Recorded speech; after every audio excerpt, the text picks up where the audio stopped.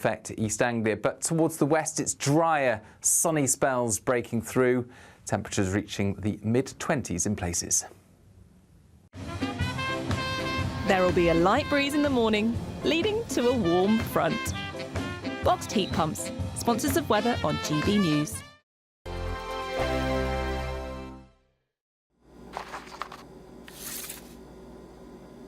Crash Law 24 sponsors GB News Traffic and Travel Report. Good morning, this is the latest AI travel news from GBnews.com. The M77 is closed northbound between junctions 8 and 5 due to a collision. Drivers should consider alternative routes. There's an accident on the A40 between Llandeilo and Nantgaredig. In Norfolk, congestion has built on the A47 eastbound at the junction with the A140. Police have closed all lanes on the A14 westbound in Northamptonshire between junction 9 Kettering South and junction 8 Kettering Central. In Medway, the M2 eastbound entry slip at junction 2 is closed due to a police incident. And on the trains, Hull trains and Northern services are reduced due to industrial action. For more travel news, go to gbnews.com. Crash Law 24 sponsors GB News Traffic and Travel Report. Britain's Newsroom, weekday mornings from 9:30. Well, we have found some peacocks, so we've been speaking to people today, hearing from them how much of a nuisance they say they are. It is a real mix though here. Some people saying that actually they're all right, they're part of the furniture of this village now. You can see this peacock here showing all of its feathers. I'm going to be very honest with you, we have just seen it attempt to mate the peahen that you can see behind it there. And this showing of feathers is part of the thing, what they do to try, part of the mating call here as well, to try and show all of the feathers off and everything like that. And there's a thing that they do train rattling as well. I wonder if Mr. Peacock might talk to us. Mr. Peacock, would you? Come on, Jack. Come on, Jack. We need you to get involved. I'm not sure. It's GB News, Jack This is your big David Attenborough moment, Jack. Any questions to say to the nuisance you might be causing people? Any response? Although this feels a little bit intimate now, if there's a bit of a moment going on. It's all got a bit voyeuristic. Very happy to talk to us so far this morning, but some residents of Tutbury here have spoken to us this morning. Take a listen to what they've told us about what they think about all these peacocks. They've been here longer than I have, so I've lived in the house I live in at the top here 47 years. They've been there all that time, because they were from the castle to start with. The people at the castle used to have them, and they're just part of the village. I hate them. When they do all that damage, it's heartbreaking, you know. Yeah, round them up and take them to a farm or a zoo, where they're supposed to be. They're like the furniture. They should stay around here. You know, people just need to let them get on with what they are. They're nature's animals, and they deserve to live around here, don't they? GB News, the People's Channel.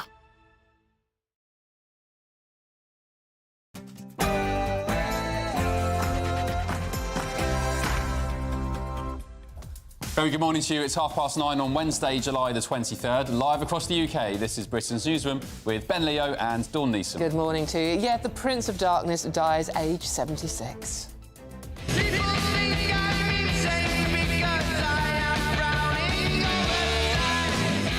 The pioneer of heavy metal, Ozzy Osbourne, dies surrounded by his family just weeks after his farewell concerts at Villa Park.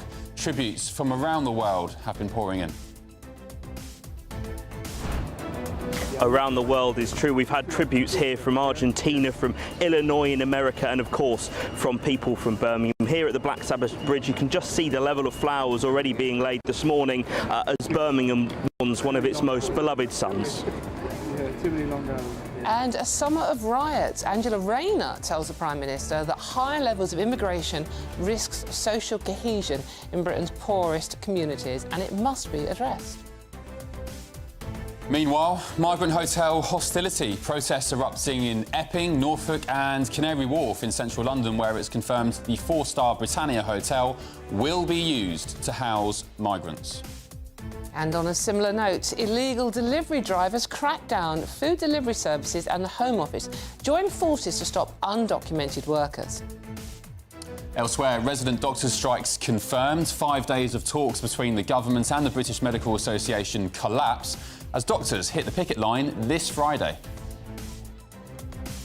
We never give up, so you know until the referee whistles as the final whistle, you know you have an opportunity to score a goal. Yay, comeback queens. Serena Wiegmann celebrates England women getting through to the Euros final after a 2-1 thriller against Italy.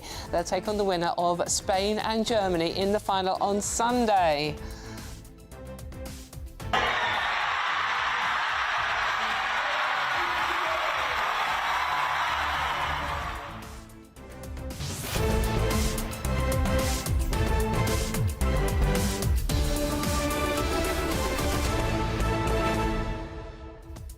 So in theory, Ben, yes. It could be England, Germany and penalties in the final.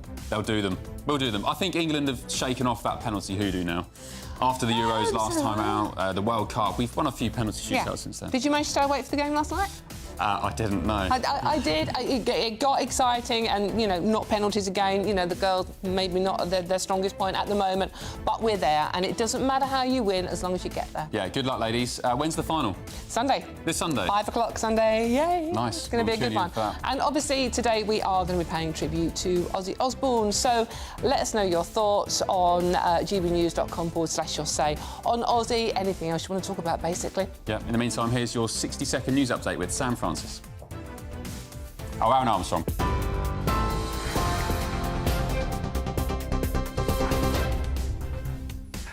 I've been called a lot worse. Good morning to you. The headlines from the GB Newsroom. The Home Office will share information about asylum hotel locations with food delivery companies to tackle suspected hotspots of illegal working. They're concerned migrants are earning money as couriers by borrowing other people's profiles on online platforms. Police have attended the scene of a protest outside a London hotel where asylum seekers will be housed. It follows days of volatile anti-migrant demonstrations outside the Bell Hotel in Epping, in Essex, where 6 people were arrested. More than 100 aid agencies, including Save the Children and Médecins Sans Frontières, have issued a joint statement warning that mass starvation is spreading across Gaza, despite Israeli denials. They say humanitarian aid is not being allowed into the territory, accusing Israel of a siege. The King and Queen have sent their warmest congratulations to England for reaching the final of the Euros. They pulled off a dramatic comeback, coming from 1-0 down to beat Italy 2-1 in extra time. The defending champions will now face either Germany or Spain on Sunday. And Black Sabbath have led the tributes to their former frontman Ozzy Osbourne after his death at the age of 76. The band, whose original lineup reunited earlier this month for their final gig in Birmingham, say they have lost a brother after the heartbreaking news. And those are your headlines. I'll have more for you a little bit later. For the very latest GB News direct to your smartphone, sign up to News Alerts by scanning the QR code or go to gbnews.com/alerts.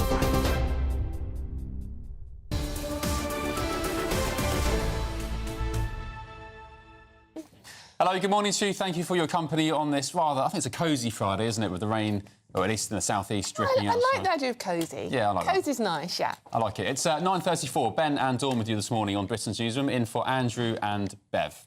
Yes, but we're not actually starting off with a really good vibe, are we? Cosy as it might be in the studio. A summer of riots. We have had Angela Rayner talking about, we've had Nigel Farage talking about it, and let's face it, they're not normally usual bedfellows, are they? No. Are you worried? Do you think it's going to happen? Should we be worried? I don't want to premeditate anything. I mean, just use your logic for a second. If you have continued invasion of the southern border, you have uncontrolled mass migration, you have the fabric of British society being eroded away at a very fast pace, which is too uncomfortable for most people. You have women and girls under threat because of this. Is it any wonder you're going to have pockets of extremism popping up? Well, we've already seen it in Epping, in Essex. There's a situation developing in Norfolk now. And we saw yesterday Canary Wharf in East London, one of the very wealthy parts of East London, financial district. Lots of young people work there, young women work there. And one of the hotels there now is supposedly going to be housing migrants. You know, my friend works on it. She's actually genuinely worried straight away. What's she worried about? About a group of young men, because let's be honest, Ben, they are mostly young men, being housed in a hotel next to where she's working. And they're free to roam the streets. She doesn't know what they're going to do to occupy themselves. Yeah. What she fears they're going to do is harass her and her work colleagues. I feel like when I hear this kind of rhetoric from Angela Rayner or anybody from the government, I feel like I don't really want to hear it, because if you cared that much, you'd, I argue, try and do something a bit more to do some, you know, to fix the problem, to remedy it. And there's a strong argument that they're not doing enough. So I don't want to hear it. I don't want to hear about slogans and fears and pledges and, you know, prayers and this and that. I don't want to hear it anymore. Just action. Action is the best form of... Just stop the boats. Would be the right thing, not smashing the GANs, not freezing the assets. That was the one yesterday, wasn't it? How do you freeze a bank account in Baghdad? Yeah. Anyone work that one out yet? I haven't. You know, and at the weekend, Keir Starmer, the front of the papers on Sunday night, I think it was The Independent, was Keir Starmer doing this domestic violence campaign, saying that we need to protect women and girls, and of course that's a problem, but don't be saying that kind of thing at the same time that you've got tens of thousands of people from faraway lands who most certainly, in some cultures, view women and girls differently to people in the West. I don't want to hear that and then you do that. Don't say one thing and then do the other. I don't think it's racist to say there is a cultural issue. Well, this is our main story we're talking about this morning. GB News understands that the Britannia Hotel in Canary Wharf, the one I was just talking about, has been taken over in case of any need for an overflow hotel for migrants, currently held at Manston Airport in Kent. No asylum seekers are currently resident in the hotel, evidently, but none have been moved from the Bell Hotel either, which was the rumour last night. The Home Secretary, Yvette Cooper, believes in the right to peaceful protest. Yeah, OK, well, let us know what you think about that. gbnews.com/your say. Lots of comments coming in. I'll collate some and we'll get stuck into them just after the break. In the meantime, though, of course, one of the big stories from the music showbiz world is that Black Sabbath frontman Ozzy Osbourne, a Brummie native, has sadly died at the age of 76. Yeah, the news comes just weeks after the band reunited at Villa Park for a final farewell concert, which was brilliant. Had so many stars on stage with them. Really fantastic. I said to you off air, Dawn, that when I saw the footage of that from him backstage, talking to fans, talking to some other musicians, he didn't... I mean, obviously, Ozzy's always been a bit shaky with Parkinson's, but yeah. I don't think he looked like he was close to... No, considering how poorly he must have been genuinely feeling. I mean, he just did an amazing job, he really did. Yeah. In a statement yesterday, Ozzy's family said he was with his family and surrounded by love when he died. We ask everyone to respect our family privacy at this time. And joining us now is GB News reporter Jack Carson, who's on the ground in Birmingham. Jack, what's the latest? Well, people here in Birmingham, coming from across the world, really, laying flowers and tributes here at the Black Sabbath Bridge on Broad Street. If I just take a little step out of frame, you can just see the amount of flowers, candles that have been lit, and personal messages from Black Sabbath fans dedicated to Ozzy Osbourne here. Some of them saying, "Gracias, Ozzy," "Thank you, Ozzy," "Ozzy forever," and one of them at the bottom of that sign says, "Made in Birmingham." And we've heard from interviews from him in the past just how proud he was to be from this city, and this city was so proud to call him one of their sons. And interviews before, he said that he was so delighted that him and his best mate from school, Geezer Butler, were part of Black Sabbath together, that they just decided, him and his mates, to form a band, have a go, and, well, you can just see from the flowers and tributes the testament that his success, has brought over the years, and how much of a star he was, both here in Birmingham and internationally as well. We've been speaking to some Black Sabbath fans this morning, getting their reaction to his passing. Here's what they told us. It was just shock, really. We were at the Back to Beginning event a couple of weeks ago and we just couldn't believe that Ozzy's gone. It was just shock, wasn't it? He seemed really full of life when we saw him a couple of weeks ago, all things considering. So, yeah, really shocked and saddened. But at the same time, just feel really privileged to have had the opportunity to be here a couple of weeks back. Well, members of the Black Sabbath band in their tributes have said that they feel like they have lost a brother, and of course here in Birmingham those tributes will continue to pour in throughout the day as they mourn the loss of this city's son. Jack, thank you so much, appreciate it. We'll touch back with you during the rest of the show. Are you a Black Sabbath fan? I wouldn't say they were my favourite band, but I think they did amazing things for the music industry, and I love Paranoid. Who doesn't love Paranoid? Yeah, Paranoid's good. Actually, one of the... Ozzy did a song with Kelly, his daughter. When was it? Christmas, maybe 2006. I was quite young. I was maybe 14 or something. That was a great tune. It wasn't rock and roll. Very talented. It wasn't heavy metal. It was a sweet song about how... I think it was about how children, in this case, Ozzy's daughter, Kelly, grew up so fast and he missed the baby days. It was a really sweet little ballad. It was called Changes. Well, we know all about biting the heads off of bats and snorting lines of ants, as you do, but we didn't know about his connection to the Wombles. So, to explain what was going on there, singer-songwriter Mike Batt joins us now. Mike, hello, good morning. Good to see you. Hello, Dawn. Hello, Ben. Morning. So tell us about your experience of the great Ozzy Osbourne. Well, I would just like to squash this rumour that he was a Womble. He never wore a Womble costume.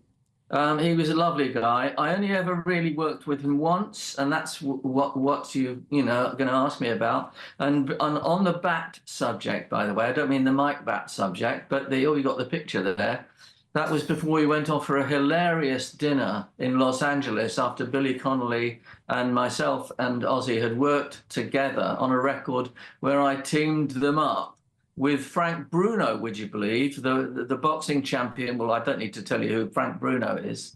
And we made a record called The War Song of the Erpnes. And the Erpnes were the evil soldiers in a cartoon called The Dreamstone that I scored and wrote the songs for. And so I thought, I like putting weird sort of combinations of people together. And I thought, three friends who, and by that time I hadn't really met Ozzy, so he became, I would say, a temporary friend because I didn't really know him very well that much after. But we had a great time, and it was such fun working with all of them. And he was a softie. I know heavy metal is sort of thought of as being this sort of evil, and they put this sort of, it was showbiz, let's face it. All of those things, it's like, and I looked back into their history and thinking, I know when they started, they thought, oh, look, there's all this sort of Boris Karloff movie stuff around and music. Let's make some heavy rock music that's like that. And it was at the same time as Led Zeppelin was coming up. So they were the sort of forefathers. They were part of that birth in the late 60s, 1970, early 70s, of that sound and the whole anti-war thing of their song, what's War Pigs? War Pigs. Round about the Vietnam War. Anyway, I'm getting a bit serious, but all I'm saying is that song, the War Song of the Erpnes, we did with the London Symphony Orchestra, and those four. I was one of the four characters, so I'll say four characters, four mad characters. It was great fun, and he'll be missed, obviously terribly by his family. He's exactly the same age as me, actually, so it rather sort of makes you think, oops, that all my sort of contemporaries are sort of keeling over. But he was a lovely, lovely bloke, and I remember that evening at the Dome restaurant in Los Angeles with such affection. We had Billy Connolly, Pamela Stephenson, his wife. We had Ozzy, Ozzy's wife, of course, Sharon, and myself. And the hilarity that ensued will always stay with me. I'll always remember that lovely evening. Yeah. Sounds like a dream dinner party to me, to be honest with you. Mike, I mean, we talk about Ozzy's behaviour, his stance, the bats, the snorting the lines of ants, the relationship with Sharon. But as a singer-songwriter, I mean, he was actually hugely talented, wasn't he? He was. And he and Tony, the guitarist from the band, and also Geezer and Bill, the rhythm section, they were making quality heavy rock stuff. I mean, they were sort of, alongside. I mean, look at my thing about them being softies, which is nothing to do with what you just asked me about. Lemmy, for example, another example of someone you couldn't walk into the rehearsal room; it's too loud. They were very loud on stage, but very soft off stage. And the thing about the Bats, by the way, I brought that one up at dinner. I don't mean brought it up. But I said, and he said it, and I know it's true or not, but he said to me, you know, people used to chuck things on stage like sweets and things, and I just went for it. I thought it was something to eat, and I just put him. By the time I got it halfway towards my mouth, I perhaps realised it might not be a sweet or chocolate one, so I bit it.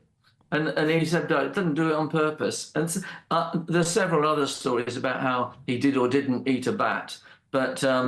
And of course, my name was brought into the conversation. Perfect. In context with it. He didn't try and bite your head off, though, Mike. He didn't bite my head off, but in fact, quite the contrary. We had a lovely evening, and they were brilliant in the studio. I mean, he did his voiceover, you know, as separately from Billy and separately from Frank Bruno, and it's a great memory that I cherish very much indeed. Well, thank you. He's a wonderful guy.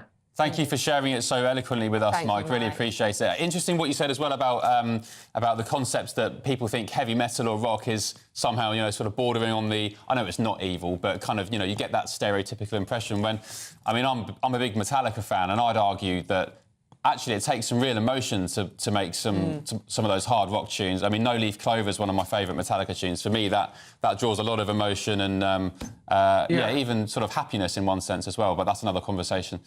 Well, and also, if we had long enough, which we don't, but I'll try and say it quickly, the power of a heavy metal riff. I've used a lot of heavy metal riffs in my stuff. I mean, I know, obviously people do think of me as the Wombles, but in my solo stuff, I've used a lot of heavy metal stuff using Chris Spedding as my, you know, main sort of powerhouse guitar player. And, you know, you can get the same power and emotion out of a heavy guitar riff as you can out of a trombone section in a symphony orchestra. Yeah, indeed. Mike, thanks so much, mate. Really appreciate it. Catch up soon. Thank you. Let's get a weather update for some top European destinations.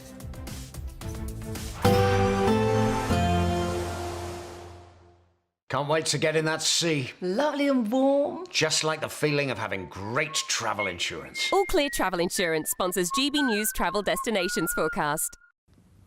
If you or anyone you know is heading further afield to find some warm weather during the next few days, it will be hot in Italy and Greece. Breezy for the Canaries as well as Madeira.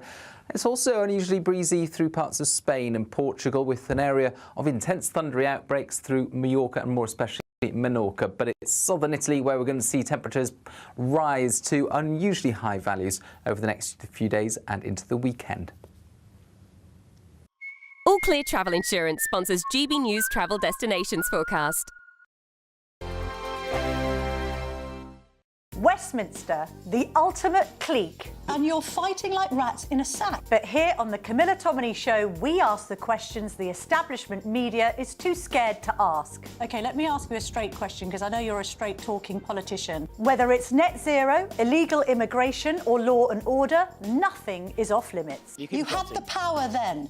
Yeah, as I and say, now you've lost it. That's the Camilla Tominey Show, a politics show that's fearless. But no, let me finish my question if you don't mind, because it is my show. Sundays at 9:30, only on GB News, the People's Channel, Britain's news channel.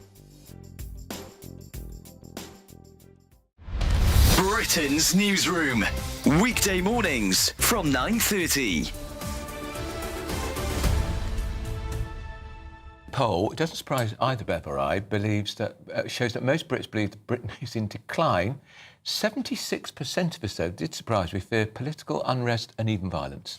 And those fears come amid violent riots, of course, in Ballymena in Northern Ireland. They've left dozens of police officers injured and the area largely destroyed in some cases, particularly the local leisure centre. Let's talk to our Northern Ireland reporter, Doogie Beattie. Doogie, this report comes on the back of sustained riots over, 6 days in the province? They are putting undocumented immigrants into areas of high deprivation.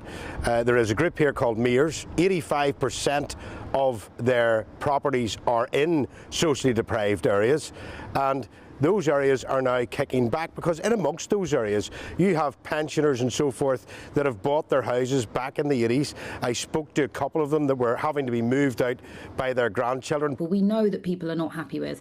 I think first thing to say is that people are worried about their living standards. They think they've declined. And actually, strikingly, in a different part of the survey, we found that 4 in 10 people feel like they were worse off since the COVID pandemic. That was actually particularly pronounced amongst Reform voters. But overall, people are very pessimistic about their personal finances and their cost of living. So I think that's a huge driver. We also know that people aren't happy with the government's handling of immigration. And actually, going back to that question about what's affecting people's living standards, which I think is a much better way of getting at how people are feeling about things like the economy, people perceive, including Labour voters, including a sizable chunk of Labour voters, that immigration has had a negative impact on their living standards. And I do think we're starting to see that filter through into pessimism about the country as a whole. GB News, the People's Channel.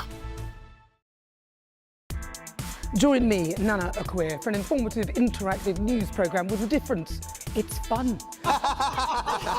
No, he didn't say that, Dave. I'm so surprised. I think there's an element of truth to that. Join me from 3 p.m. every weekend, only on GB News, Britain's news channel.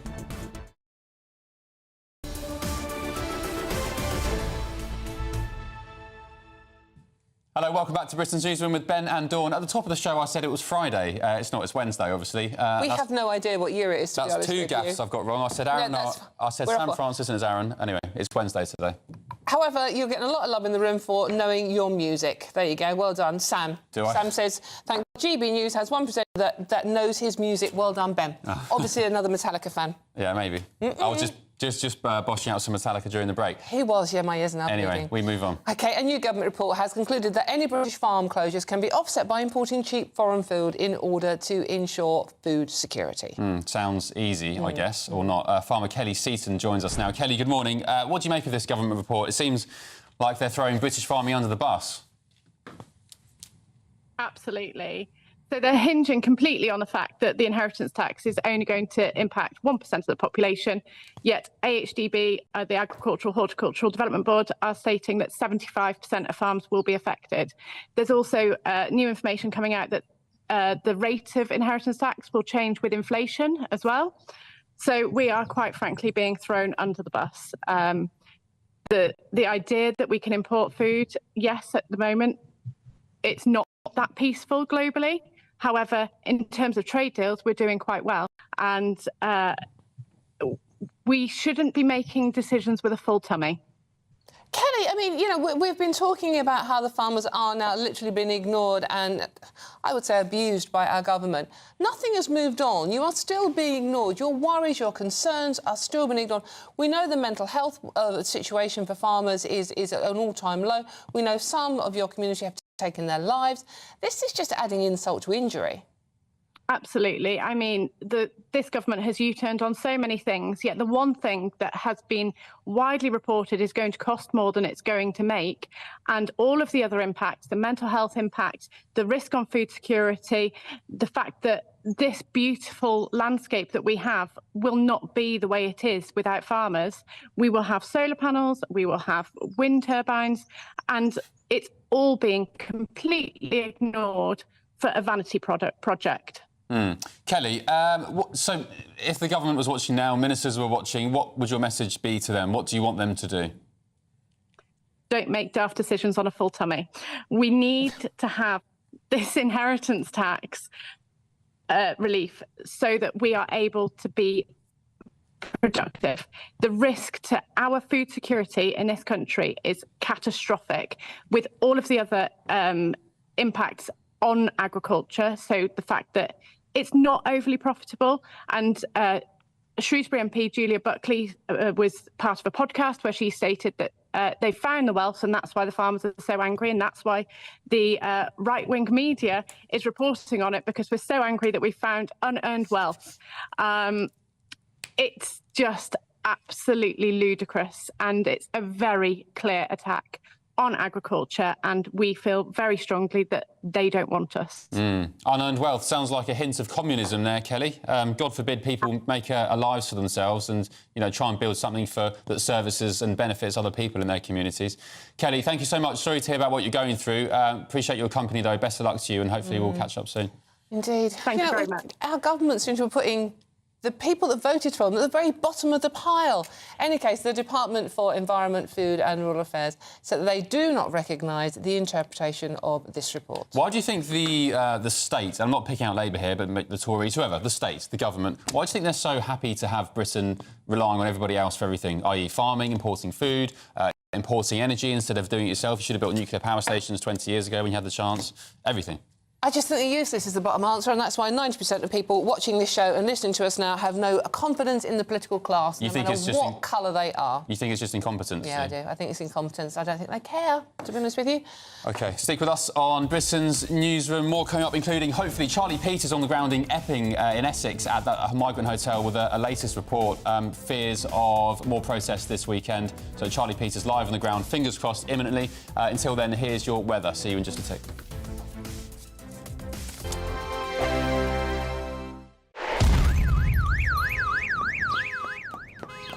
Crash Law 24 sponsors GB News Traffic and Travel Report. Good morning. This is the latest AI travel news from GBNews.com. A major incident has closed the M77 northbound between junctions 8 and 5. Motorists should seek alternative routes. The A19 northbound in Stockton-on-Tees is disrupted due to a broken-down vehicle blocking a lane. Further south on Derbyshire's A50 westbound, drivers face approximately 10-minute delays from heavy congestion. A lane closure on the M4 westbound exit slip at Junction 8 in Windsor and Maidenhead affects traffic. And on the trains, Hull Trains and Northern are running reduced schedules due to industrial action. For more travel news, go to gbnews.com. Crash Law 24 sponsors GB News Traffic and Travel Report. Imagine having an extra £1,000 to spend each week for an entire year. £54,321 in tax-free cash could be yours. Cash to spend however you like. £54,321 in cash could be landing in your bank account this year. For another chance to win £54,321 cash, text cash to 63225. One entry costs £2.50 plus one standard network rate message. Or text bonus to 63225. 5 entries cost £5 plus one standard network rate message. Go to gbnews.com/win. Entries start at £2.50. Call 0903 686 3232. Calls cost £2.50 plus your network access charge. Or post your name and number to GB14 PO Box 8690 Derby DE1 9TT. UK only. Entrance must be 18 or over. Lines close at 4 p.m. on the 1st of August. Please check the closing time if listening or watching on demand. You've read the headlines, you've heard what those in power have to say. How about now we actually get to the truth? They would pay attention. We go beyond the political theatre and tell you what's really going on behind the scenes. For a massive council tax hike, one of the biggest in the UK. Others follow their lines, but we go off script. You sound like a broken record. You say that week after week. Cutting through the narratives and giving you unique perspectives. That's Ben Leo tonight, Saturdays and Sundays from 9 p.m. on GB News, Britain's news channel. Mornings don't have to be tiresome, especially if you have the right company. Wake up to news as it happens, opinion and debate, and of course, a little bit of entertainment too. Because when the kettle's on, we're on. That's Breakfast on GB News, a show worth waking up for. Every morning from 6 a.m. Only on the People's Channel, Britain's news channel. We'll spread the news, you spread the word.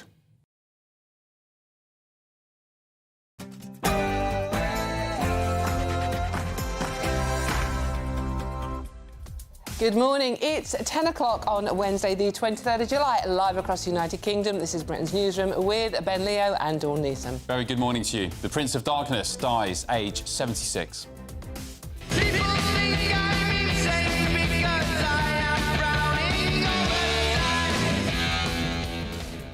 The pioneer of heavy metal, Ozzy Osbourne, dies surrounded by his family just weeks after that farewell concert at Villa Park in Birmingham. Tributes pouring in from all around the world. Yes, some of the biggest names from the world of music and celebrity as a whole continue to mourn the loss of Ozzy Osbourne, and we're in Birmingham hearing from fans at the Black Sabbath Bridge. I'll have all the latest later in the show. And a summer of riots. Angela Rayner tells the Prime Minister that high levels of immigration risks social cohesion in Britain's poorest communities and that it must be addressed. Really, who'd have thought? Elsewhere, meanwhile, migrant hotel hostility. Protests erupt in Epping, Norfolk and Canary Wharf, where it's confirmed the 4-star Britannia Hotel will be used to house migrants. And on a similar note, illegal delivery drivers crack down. Food delivery services and the Home Office join forces to stop undocumented workers.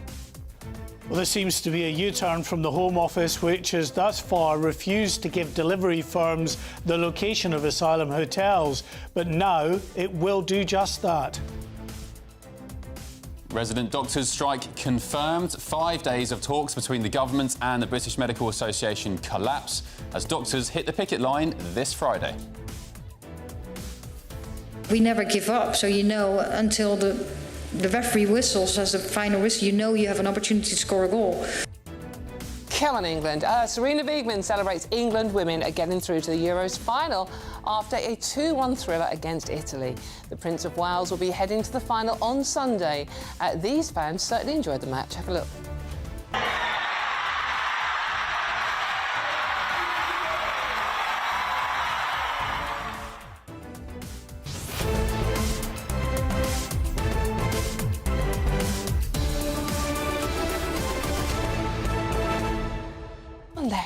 This Friday, the President of the United States, Donald Trump, will be gracing Scottish shores. He's heading to Turnberry and Aberdeen. Dawn, though, some people suggesting, even Labour peers, that he shouldn't be coming to the UK, despite owning businesses here and employing many people, because it would simply cost the police too much money. Is that fair? I just, honestly, he is the President of the United States of America. I know he's coming here on a business trip as an entrepreneur and businessman, but it is ridiculous. Why do we have Macron over here? We've had the Chinese president over here at one point. Yeah, we've had all sorts of people over here. I know there were official visits, but what is it about Donald Trump that people have a problem with? He's democratically elected. We might not like it, but it's not our business. Yeah, interesting. Let us know what you think. gbnews.com/your say. Should President Trump, because of the fact that he's got a massive profile and he's having that state visit next month anyway, should he be coming to Scotland on a business trip? He's opening that golf course.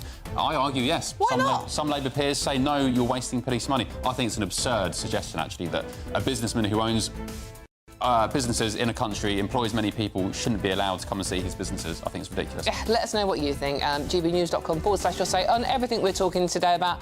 Any Osbourne story, any Ozzy Osbourne stories you want to talk about, or even the migrant issue, which we know obviously does annoy lots of you. But before we get into the rest of the show, let's get the news headlines with Aaron Armstrong.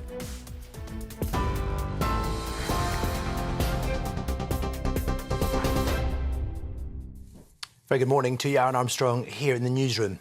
The location of hotels housing migrants will be shared with food delivery companies in a bid to clamp down on illegal working. The Home Office is concerned asylum seekers are earning money as couriers by borrowing other people's profiles on online delivery platforms. Well, drivers will now undergo digital checks to verify accounts as part of a new agreement with Deliveroo, Just Eat and Uber Eats. The Home Secretary, Yvette Cooper, says illegal working undermines honest businesses, exploits vulnerable individuals and fuels organised immigration crime. Essex Police will hold a press conference later to explain their handling of a series of protests near an asylum hotel in Epping. The force has accepted it did bring activists and counter-protesters from the Stand Up to Racism group to the Bell Hotel, which has been at the centre of volatile demonstrations after the force initially denied the story. 6 anti-migrant protesters have been arrested on charges of disorder following the scenes which police have described as mindless thuggery. It comes as Angela Rayner, the Deputy PM, announced that mass migration is threatening community cohesion amid growing fears over another summer of riots.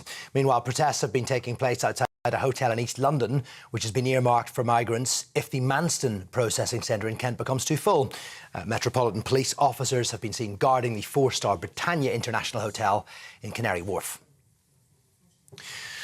Sir James Cleverly's denied division between himself and party leader Kemi Badenoch over the European Court of Human Rights. He returned to the Tory front bench yesterday as Shadow Housing Minister. Mr Cleverly has previously said he's not convinced leaving the ECHR is a silver bullet to reduce criminal deportations. Well, Ms Badenoch is reviewing the possibility, saying she's increasingly of the view that it would be necessary. Sir James, though, told GB News they're on the same page. If you're going to quote me and Kemi, you need to actually quote me and Kemi rather than create this narrative of a divide. What Kemi has said is that the Shadow Attorney General is going to conduct a review, and we're going to look at the implications of the ECHR. And if the ECHR stops us doing what we have to do, then we have, of course, have got to look at how we might leave the ECHR and the process for doing that. More than 100 aid agencies have issued a joint statement warning that mass starvation is spreading across Gaza, despite Israeli denials. The group, which includes Save the Children, Doctors Without Borders and Oxfam, say their colleagues and those they serve are wasting away. Israel has imposed an almost total blockade of humanitarian aid since pulling out of a ceasefire with Hamas at the beginning of March. UN Secretary-General Antonio Guterres says malnourishment is soaring and starvation's knocking on every door in Gaza. Israel has dismissed reports of numerous Palestinian deaths from malnutrition as propaganda. The King and Queen have sent congratulations to England after they produced a dramatic comeback against Italy to reach the final of the Euros.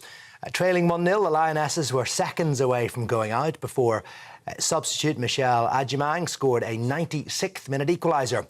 Chloe Kelly then won it for England in extra time after scoring the rebound after her penalty was saved. Now, the Royals said England's run at the tournament has been nothing short of remarkable. The defending champions will now face Germany or Spain in the final. Now, in total, England have led for just 5 minutes in the knockout stages, but boss Serena Wiegmann says they always believe they can win.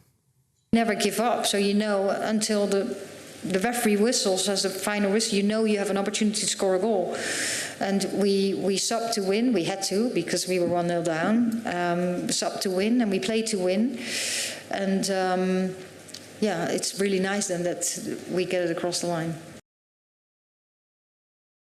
And Black Sabbath have led tributes to former frontman Ozzy Osbourne after his death at the age of 76. It was announced by his family, who say he passed away surrounded by love. Black Sabbath say they've lost our brother. Guitarist and co-founder Tommy Iommi says he can't find the words following the heartbreaking news. Well, the rock legend's death comes just weeks after the band played their final gig at Villa Park in Ozzy's home city of Birmingham. That's his daughter there in the foreground of that shot. Sir Elton John has called him a huge trailblazer. Metallica described him as hero, icon, pioneer, inspiration and mentor.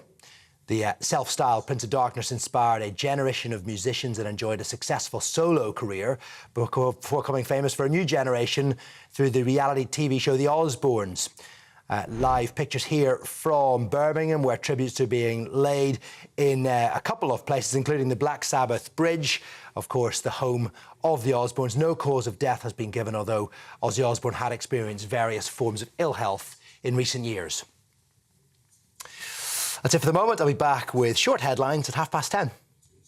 For the very latest GB News direct to your smartphone, sign up to News Alerts by scanning the QR code or go to gbnews.com/alerts.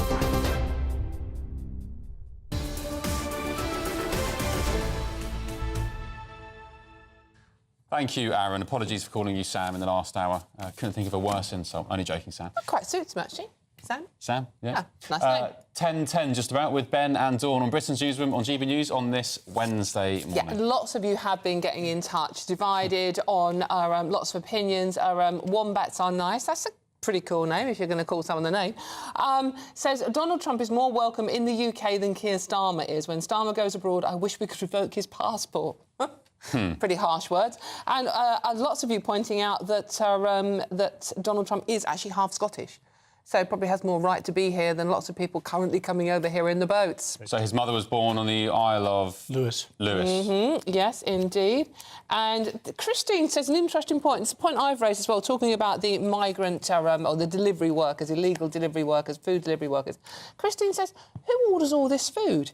And it's like, well, we only have ourselves to blame because we're so lazy as a society that we just phone up, you know, one of those motorbike delivery companies, not mentioning any names, who just turn up and deliver food. Why don't we just go to the shops ourselves? That would solve the problem. Yeah, it is Probably old school, but... I make an effort not to use them anymore. Likewise, Uber, I'll try and use black cabs where I can, but... I watched someone the other day, right? I was walking to the gym and it was like stupid o'clock. It's like 5:30 in the morning, and there was a delivery driver, right? You know, in the sort of like, you know, the blackout gear, basically, delivering breakfast to somebody. Where were you? It's in East London, Oh, but right. yeah. But Delivering breakfast. But what? Just You lazy so-and-so. put some toast on, you know, make a cup of tea. Yeah. Why are you ordering breakfast? Well, look, talking of the food delivery companies, they have now teamed up with the Home Office to try and tackle illegal migrants working as drivers. In recent years, firms including Deliveroo and Uber Eats have seen a rise in account holders selling their details to illegal workers. Well, the government is hoping digital checks will put an end to that. But with GB News reporting on the story for 3 years now, why is action only just being taken? And to add fuel to the fire, the Home Office is now under more pressure than ever before after migration protests in Epping. And yesterday, reports surfaced of protests in Canary Wharf in central London, a very nice part of London, probably the most expensive part of London, in fact, outside a hotel after it was incorrectly reported asylum seekers could be housed there. Well, our Home and Security editor, Mark White, joins us to discuss both of these stories. Mark, good to see you this morning. Mark, let's start with these delivery drivers, first of all. Is this new scheme going to work? Well, there's a lot to get into, isn't there?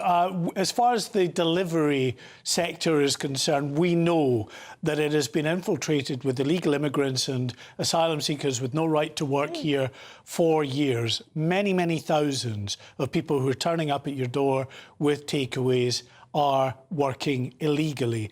The government has been trying to pressure the delivery companies such as Deliveroo, Uber Eats and Just Eat to do something. But in return, they've been saying to the government, well, look, give us the locations of asylum hotels so we can geolocate our drivers to see if any of them are working from there, because we know that these hotels are being used as hubs for this illegal practice. Finally, the Home Office, it seems, is going to provide that kind of information to these delivery firms. So let's see if it makes a difference. But as I say, it's been such a significant problem for a long period of time. I was in Brighton a couple of years ago, and immigration enforcement were telling me then just how big an issue this was for them. Take a look at what one of their officers told me at that time. Police have just stopped this rider on the seafront. As they carry out checks, immigration enforcement teams hang back out of sight so as not to alert other drivers that they're around. This rider's documents checked out and he was cleared to go. Just round the corner, other immigration officers have stopped an Indonesian delivery driver. He is currently under arrest, though. First of all, I need to take a photograph of him. Checks on him indicate he is working here illegally and likely faces deportation.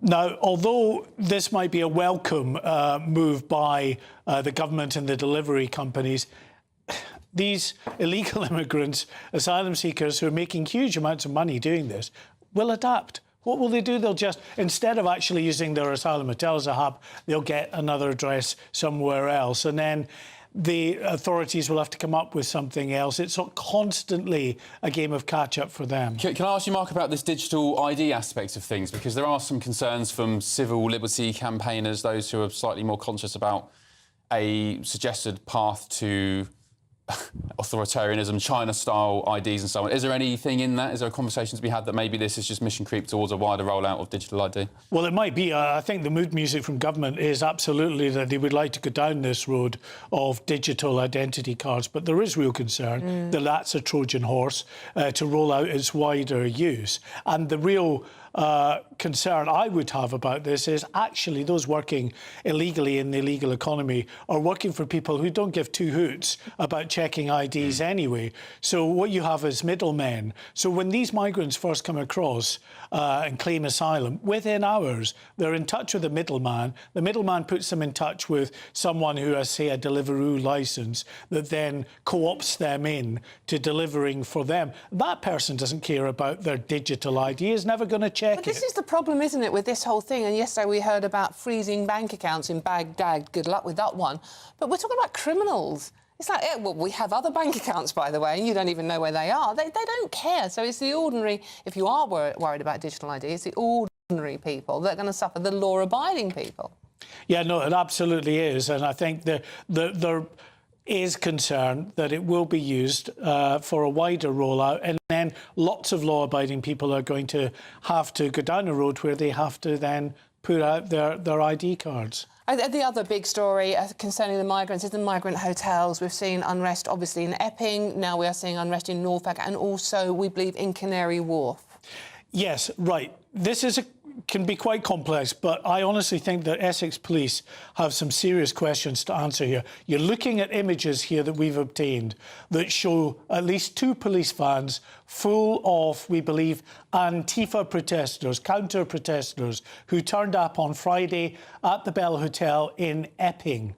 And I've never seen this before in all my years of covering protests. Yes, of course, police will often provide a security cordon around different groups of protesters, and that will mean if a group of protesters is moving from one location to the other, the police will follow them. You can call it escorting them, but it's kind of, I think, sensible policing to make sure the two sides clash. But when you're putting them in police vans and giving them a lift effectively from that hotel back to the station, I think that crosses a line. And remember, there are many, many distrustful people in communities right across the country, and particularly at the moment in Epping, who are very angry and concerned about what has been going on there with allegations of sexual assaults against a migrant from the hotel there that led to the protest. We should say they denied, of course. But that led to the protest. And you've got people that are attending these protests who, as I say, are distrustful of the police. They believe that there's two-tier policing. And when they see people from a rival protest group, the anti-fascist protesters, being given a lift in police vans, that's only going to cement and compound that concern. Why do you think they have that, Mark? I think it seems to me to be just a bonkers command decision. They will, because they're giving a news conference at 10:30 this morning, I'm sure argue that they only take such decisions when there's real concern for safety, and it's all about getting people out of the area to ensure the safety of the protester, there's not serious violence. However, on that point, if that's your fear and you don't have enough officers to contain both protest groups, why on earth did you escort the anti-fascist protesters, knowing that they're there to oppose and to effectively clash with the other protesters, to the Bell Hotel in the first place? If you were so concerned about the potential for serious disorder, it seems an absolutely ludicrous decision to take them there in the first place, only to have to quickly shepherd them out in police vans. They've certainly got a lot of questions to answer, haven't they, the police? We'll be looking forward to that press conference soon. Just quickly, Mark, can you bring us up to date on the Canary Wharf, which is in East London, situation? Are there migrants in this hotel or not? We seem to be getting conflicting reports. I think there was some confusion when people thought that the migrants from the Bell Hotel were going to be moved there because of a planned protest in Epping this weekend. That's not the case, we're told. However, it has been requisitioned by the Home Office, or one of the contractors operating on behalf of the Home Office, as a contingency for what is the expected summer surge. So we are going to get thousands, without a doubt, on the good days coming across the English Channel, and that will mean that the processing centre at Manston in Kent will be absolutely chock-a-block, and it will just grind to a halt. So they need their contingency, which is to shove them to a big hotel like the Britannia Hotel in Canary Wharf. So much for the government saying that they're ending the use of asylum hotels. Clearly, they're not, as the need arises they will still requisition hotels. And meanwhile, this hotel costs £200 a night minimum, I believe, and we have 100. Well, from £80 to 200 a night, but yes, yeah, absolutely. there are some very expensive rooms for there. £80. Yeah. And meanwhile, we'd have 164,000 homeless children in this country. Why don't we put them in the hotel? 200 quid. Well, the government says they're going to smash the gang, so we should take them at their word, eh? Thank you, Mark White. Thank you. Appreciate Thank that. Also, I don't know why, just on Epping, why people protesting for the safety of young girls, particularly, are met with counter-protesters. That's a strange set of circumstances, isn't it? Because you're racist. Imagine campaigning and protesting against people who are concerned about children.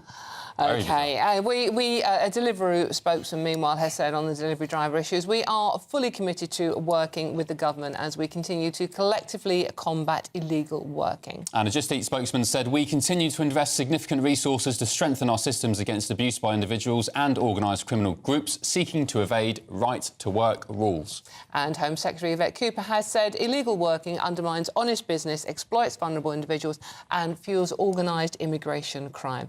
By enhancing our data sharing with delivery companies, we are taking decisive action to close loopholes and increase enforcement. Great, that's reassuring to hear. Still ahead, we're expecting to hear from Essex Police this morning about the ongoing unrest, as we've been talking about in Epping, about migrant hotels. Don't miss that. And I believe our very own Charlie Peters may be on the ground live with us too. Back in just a tick on Britain's Newsroom.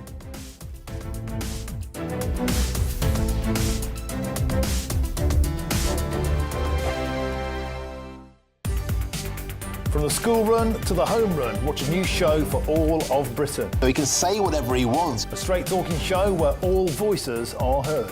And, you know, when are we going to stop talking about smashing the gangs and actually do it? With the stories that matter from every part of our country. There's a bit of a crash landing there for your Chancellor. Bold, fearless and standing up for you. That's me, Martin Daubney, 3 p.m. till 6 p.m, weekdays, here only on GB News. The People's Channel, Britain's news channel. This is GB News, Britain's news channel. It's completely unacceptable to have a biological man in a female-only changing room. And from my personal point of view, I was abused as a child, and having a man in our changing room is a particular trigger for me. And the Trust just did nothing about it, so we had to take things further. So you complained to the Trust about this. You and your colleagues got together and they just ignored you. They didn't really care about it. Not a day. They didn't care at all. We wrote a letter of concern. 26 of us signed it. And the response was that we needed to be re-educated. We needed to broaden our mindset. And they backed this trans person 150%. So, Karen, this person who identifies as Rose, on one occasion they were staring at you or your colleagues' breasts in this changing room and asking, are you getting changed yet? Another of your colleagues had a panic attack. I don't think it was you. Is that accurate? That was me. And what do you make of people who call you a TERF or a bigot for complaining about this kind of thing? Because that's what they say.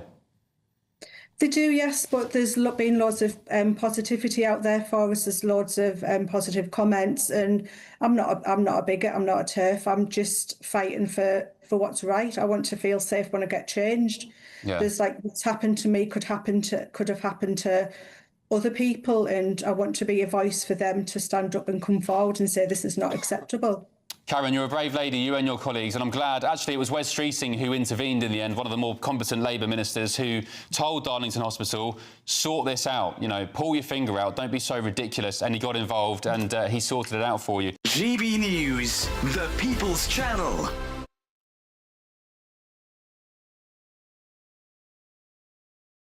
Westminster's full of talk, but out here, it's the real world. Am I allowed to talk now? No, that's it. This is where it matters, real people and real lives. That's what politics is all about. The fact has Trump made a good start? No. Straight answers, no spin, and just a couple of pints. How many fingers have I got up? About 10. So join me for Lee Anderson's Real World every Friday at 7 p.m, only on GB News. The People's Channel, Britain's news channel.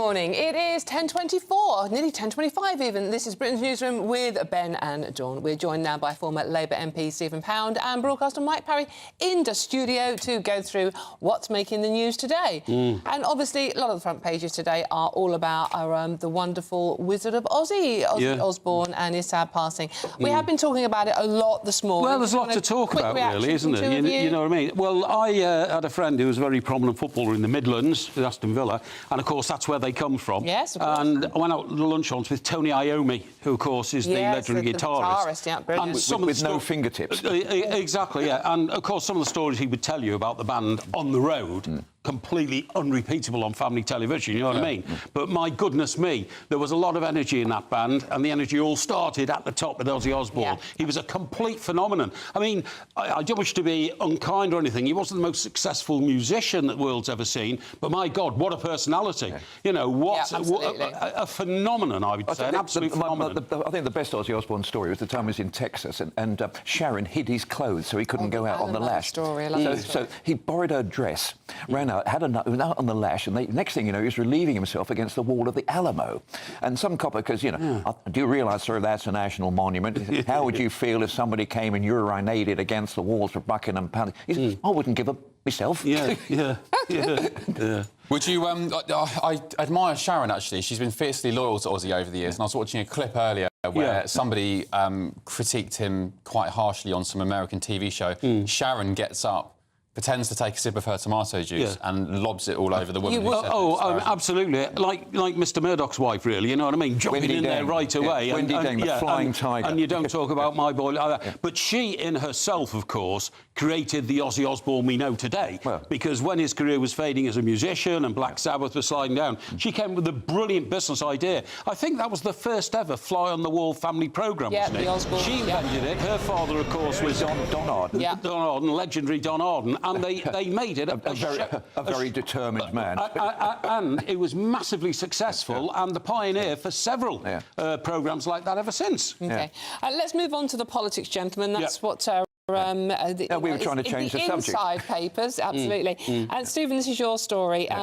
James Cleverly, the return of James Cleverly. Yes. Good idea? Bad idea? I have to say, it's rather the case against nominative determinism. But the thing I've got in favour of James Cleverly was he's the one who accurately summed up the Rwanda plan in words that I simply cannot say on air. Look, it's he was a lone voice, though, wasn't he? Indeed, he was. But he was on a the very Tory side determined voice. Look, don't forget, you know, he stood against the leadership to the leadership of the Tory party at the moment. So he's a big beast. He's a big hitter. Now, I think he's there to take on Yvette Cooper, I believe. No, I think he's there to take on Angela Rayner at question time, isn't he? Because, will he be the number two? Because I think... they've had about 4 people as their front bench. Yes, but I think one of his portfolios is housing, and Angela Rayner is housing, and I think the idea is to get them against each other in the Commons and try and sort of, you know, cut her edge and improve the Tory Well, it's interesting, because, I mean, normally, when you think of reshuffles, you know, you think of sort of the night of the long knives, you think of bodies being carted out in the middle of the night. I think this is probably the weakest, the most milquetoast of all reshuffles. I think Edward Agar is the only person who's gone. Everybody else is just, you know, the deck chairs and the Titanic. Can I read you a tweet from Dominic Cummings yesterday about James Cleverly and the reshuffle? Oh, this is... He said, choose your words with care. He said, great appointments by Kemi, sarcastic, obviously. Cleverly, the last great defender of the Boris Carey wave, proud defender of giving soldiers' houses to Afghans, one of the architects with Boris of the disgraceful giveaway of Chagos, opponent of house building, loved by officials because he is pure NPC. We'll read out documents like the Chagos surrender with a straight face, no questions ever asked. Just say, it's the legal advice minister, and you can get him to say anything. Not a fan. Well, to be attacked by Dominic Cummings is a badge of honour, I would think, to be perfectly honest. And also, Kemi, once again, is sort of making out, I've made incredibly non-decisions again. I don't need to panic and make big decisions. I'm kind of doing nothing. It looks to me like...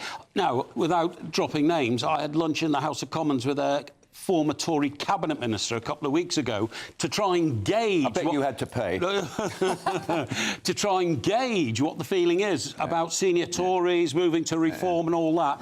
I didn't detect there was a great sway of senior Tories desperate to go over to reform. Mike, hold your breath for this Thursday. This Thursday night, there are 4 by-elections. Right. Three Conservative and one Labour-held seat.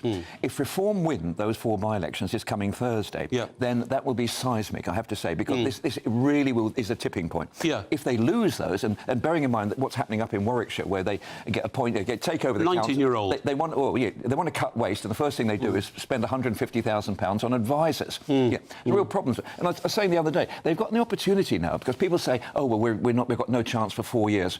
What they can do, the reform councils today could actually identify a site in their areas for a new prison and come to the Home Office and say, look, we're tough on crime, we're strong on law and order. Here is a site. We are the planning authority. Can you imagine the Home Office? They'd have to say yes. It's no good just saying we can't do anything except sit on our hands for 4 years. I totally agree. I mean, look, Nigel Farage has announced a couple of big policies, hasn't he, in the last 3 or 4 days. That could be because these are coming up. But do I detect a slight sort of, we've reached the parabola of popular support for reform and it might be starting to fall down the other side? Well, this Thursday, I mean, Sarah Poacham was quite impressive the other day, although she's really infuriated the Metropolitan Police, the Police Federation, with saying that, she doesn't like the idea of 2 women police officers. I can think of some women, mentioning no names, who would absolutely terrify me if I was out on the lash. Thank you very much, young man. But to say she wants a couple of big strapping blokes. What's wrong with that? Well, I think it's a little bit unfair on all the women police officers who do heroic, brave... Don't forget, one woman police officer had a nose broken in that Manchester situation. Well, I mean, is that not a precise example of what Sarah Poacham is talking about? No, I think it's a case where women have an absolute role in the police force. But a certain role. And I agree with Ben. If you need muscle on the street, then you want 2 burly male policemen. Stephen, you have just provided the perfect example of why your argument, I argue, doesn't make sense. You want... With respect to women, you want, and this is adhering to biological fact, right? You want big, strapping, strong men, a bit of authority, and as Nigel Farage said, a little bit of fear and a little bit of respect in the police. If you've got women who are, on the whole, smaller than men, we know that from sport, then you're not going to get that same sort of presence. Well, interestingly, until very recently, the Metropolitan Police had a height limit. You had to be 5'10" to actually serve in the Met. And they changed that. And to be honest, it does look a bit odd sometimes to tell you. But my experience is that women police officers can do just as good a job as a man. However, when it comes to sort of a physically situation... they can't, Stephen. Well, I'm sorry, if you're talking about crowd control... They can't. I mean, let's stick on that physicality point. Physically, I'm sorry, some women are stronger than some men. Not all women are stronger than all men. Right, but on the whole, men are stronger than women. Physically they are. I mean, Steve, are you talking about a situation in which a woman is able to negotiate with somebody who's out of control and they have the skills to bring down the tension all that? There is a role for that, I agree, but not when you need muscle. OK, right, OK. As the only woman on the table, I'm going to use my muscle now to shut you both up. You are going to be back... Not for the first time. No, you're going to be back in the next hour. Stephen Pound and Mike Parry, thank you very much. But it's time for the news update with Aaron Armstrong.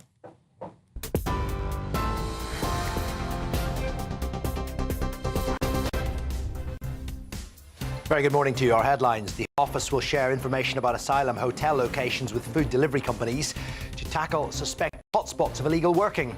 They're concerned migrants are earning money as couriers by borrowing other people's profiles on online platforms. Police have attended the scene of a protest outside a London hotel where asylum seekers will be housed. It follows days of volatile anti-migrant demonstrations outside a hotel in Essex, which has led to 6 arrests.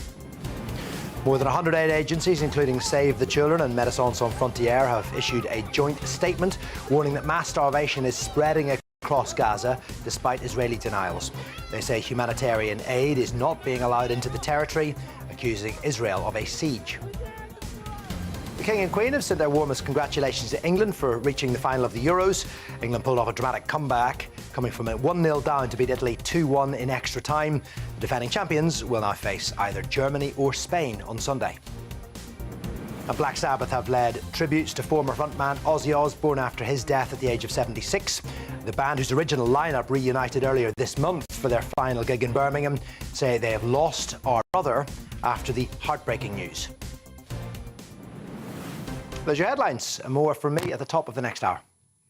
For the very latest, GB News direct to your smartphone. Sign up to News Alerts by scanning the QR code or go to gbnews.com/alerts.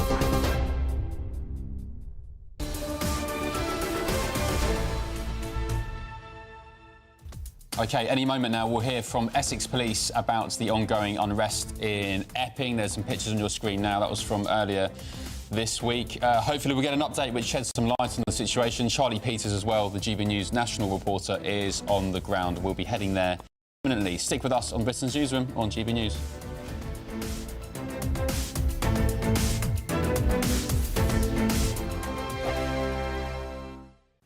Hello, good morning. Welcome to the latest update from the Met Office for GB News. Some sunny spells today, but a lot of cloud and numerous showers once again forming up and down the country, the heaviest of which will be in the south with some slow-moving thunderstorms in places. Already as we start the day, a few showers affecting South Wales and the southwest of England, heavy in places, and there'll be a few showers elsewhere across the UK along with a lot of cloud cover. But the focus during the afternoon will be through the south and southwest of England, South Wales and East Anglia, where these showers will be hit and miss, but they're going to be slow moving where they occur with large rainfall totals by the end of the day. Away from the showers, feeling warm enough, but with a lot of cloud cover, not much sunshine out there. Showers will also affect parts of northern England, especially the Pennines, the southern uplands into southeast Scotland. Drier towards the north and west of Scotland, certainly compared with how we started the week. And for Northern Ireland, likewise, drier and brighter compared with how we started the week. A more settled interlude is starting to arrive for the end of Wednesday, but we keep some showers going across the south and southeast. They will fade into the evening. Drier, clearer weather begins to turn up, especially towards Wales and the southwest. After that very showery day, it's going to be a dry end to the day with clear spells, and those clear spells, along with light winds, will lead to a fresher feel as we begin Thursday. Temperatures typically dipping into the low teens, perhaps a little lower in some sheltered spots. A bit milder towards the east, but otherwise a fine start to Thursday for most of us. Some areas of cloud here and there, and further showers into the north of Scotland, and then more especially northern England into the Midlands, the east of England. Those showers will get going. Now, these will be slow moving once more, and some particularly heavy rain could affect East Anglia. But towards the west, it's drier, sunny spells breaking through. Temperatures reaching the mid-20s in places.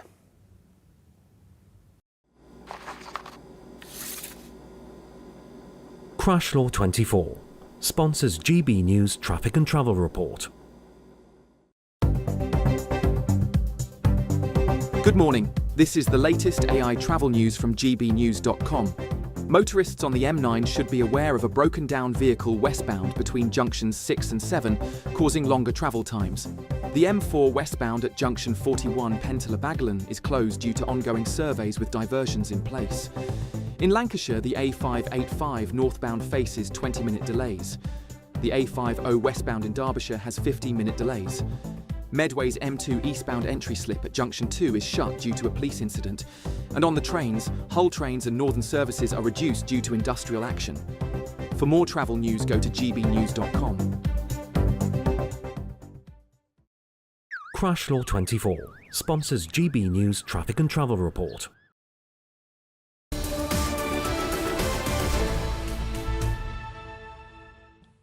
(10:37), Ben and Dawn with you on Britain's Newsroom on GB News. Should we do some emails quickly?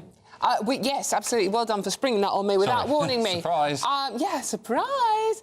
Mark has said, Tory, reshuffle, even if Kemi could do woodwork, all her chisels are blunt. Oh, I see what you did there. That's actually quite clever.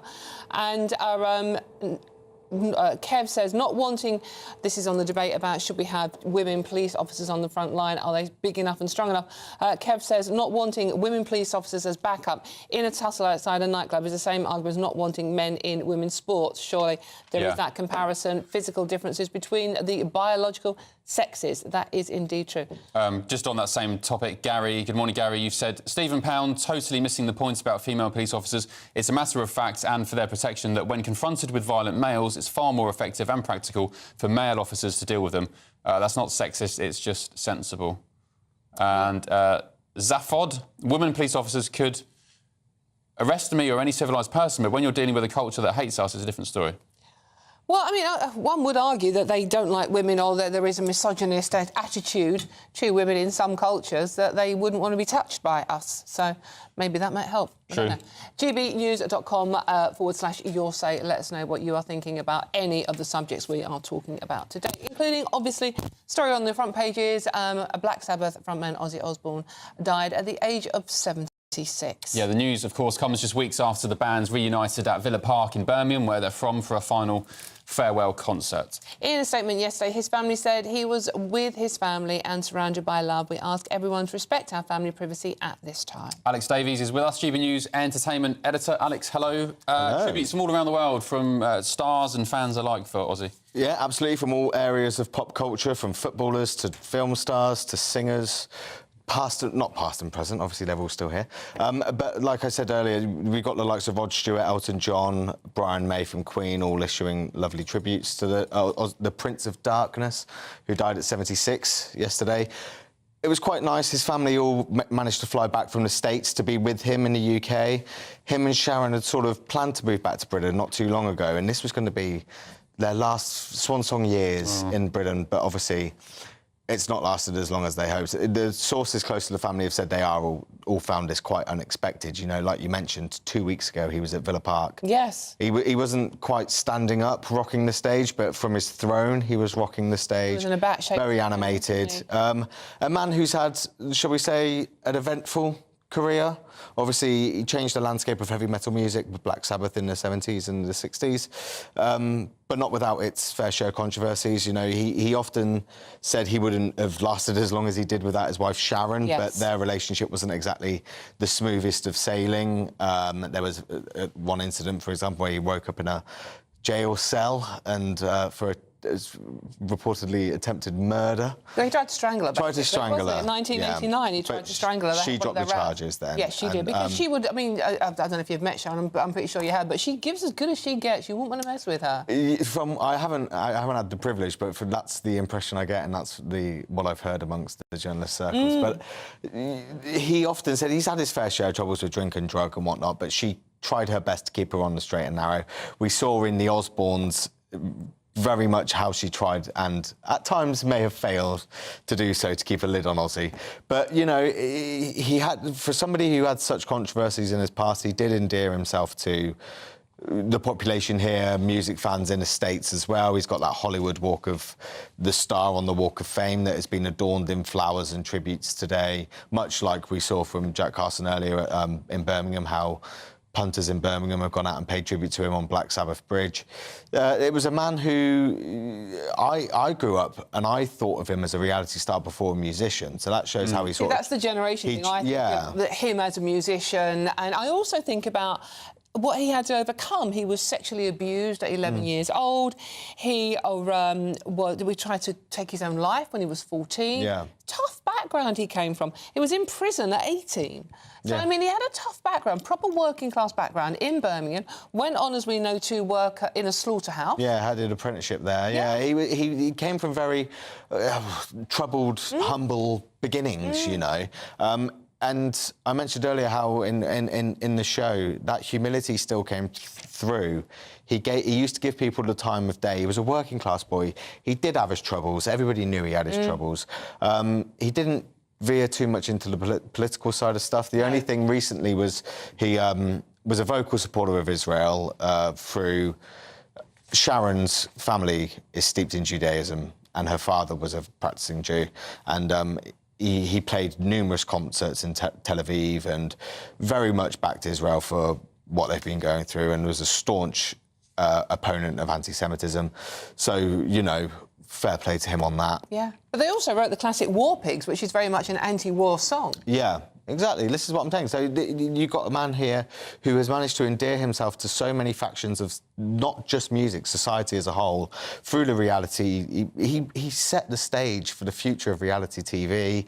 That show won an Emmy, changed the landscape of rock music. For his troubles and his checkered past, shall we say, it was a man who has changed the landscape of culture. Yeah. And I'm like you, I remember the TV show, long before I discovered his music, because I was so young. But it was Was it one of the first ever reality shows? For that, it was the first ever sort of fly-on-the-wall family. Like I said, you wouldn't have had the Kardashians without the success of the Osbournes, you know. And look at that now, that's multi-billion. Yeah. It was very much one of a kind at its time. He wrote, the thing I liked about Ozzy most was that he wrote his own epitaph when he was asked back in 1996 what people would say about him when he passed. He said, "The thing is, whatever else I do, my epitaph will be Ozzy Osbourne, born December 3rd, 1948, died whenever, and bit the head off a bat."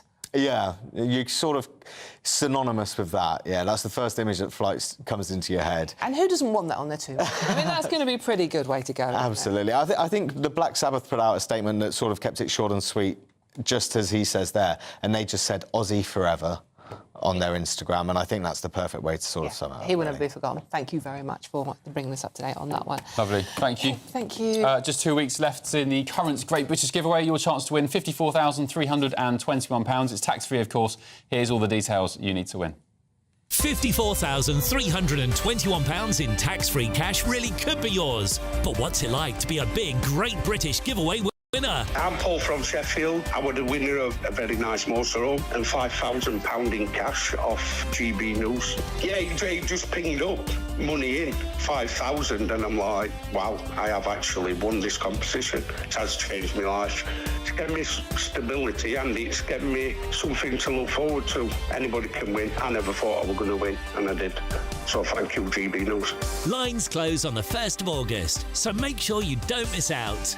For another chance to win, text cash to 63225. One entry costs £2.50 plus one standard network rate message. Or text bonus to 63225. 5 entries cost £5 plus one standard network rate message. Go to gbnews.com/win. Entries start at £2.50. Call 0903 686 3232. Calls cost £2.50 plus your network access charge. Or post your name and number to GB14 PO Box 8690 Derby DE1 9TT. UK only. Entrance must be 18 or over. Lines close at 4 p.m. on the 1st of August. Please check the closing time if listening or watching on demand. Good luck.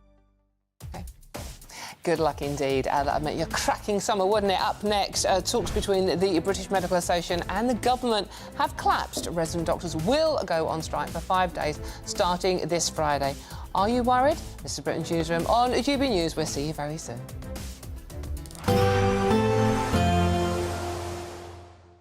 I forecast a perfect holiday in the sun. Weather looking good then? For sure, and no worries about our travel insurance. All Clear Travel Insurance sponsors GB News Travel Destinations Forecast. If you or anyone you know is heading further afield to find some warm weather during the next few days, it will be hot in Italy and Greece. Breezy for the Canaries as well as Madeira.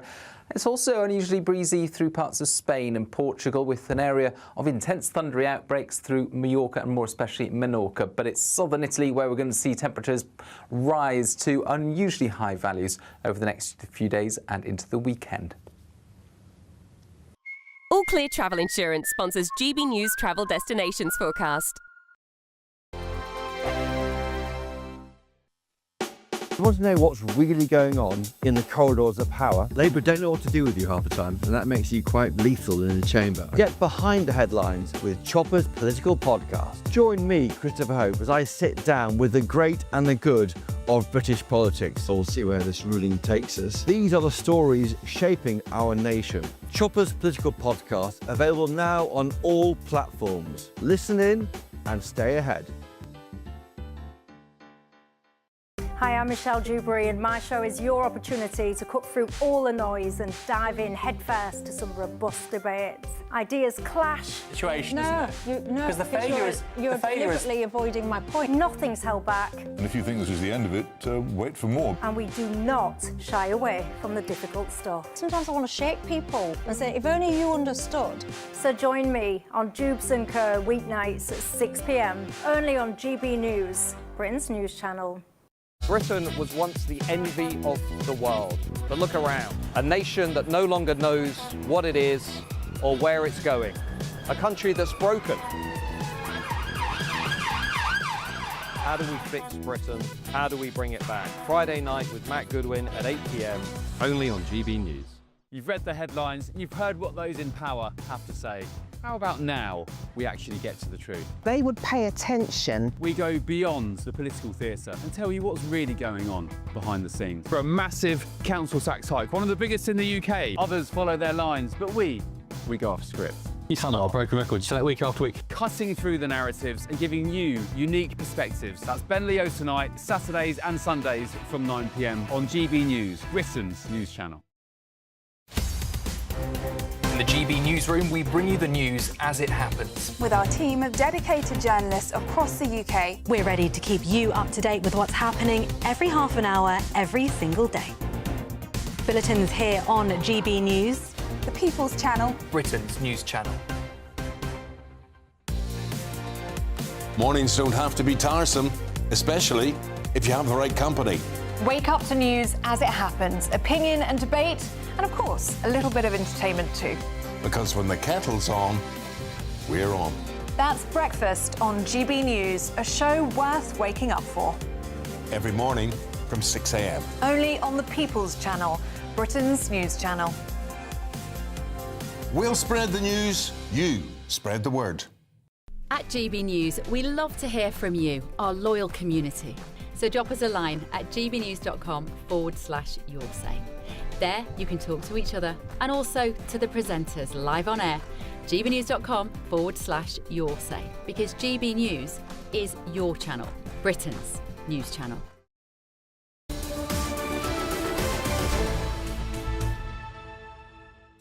Welcome back. 10 to 11 on Britain's Newsroom with Ben Leo and Dawn Neeson. Now, resident doctors in England have confirmed they will be going ahead with industrial action this week, striking for 5 days from 7 a.m, starting this Friday. Yeah, Health Secretary Wes Streeting has said resident doctors have now recklessly and needlessly opted for strike action. Joining us now to discuss this is health writer and commentator Roy Lilly. Roy, good morning.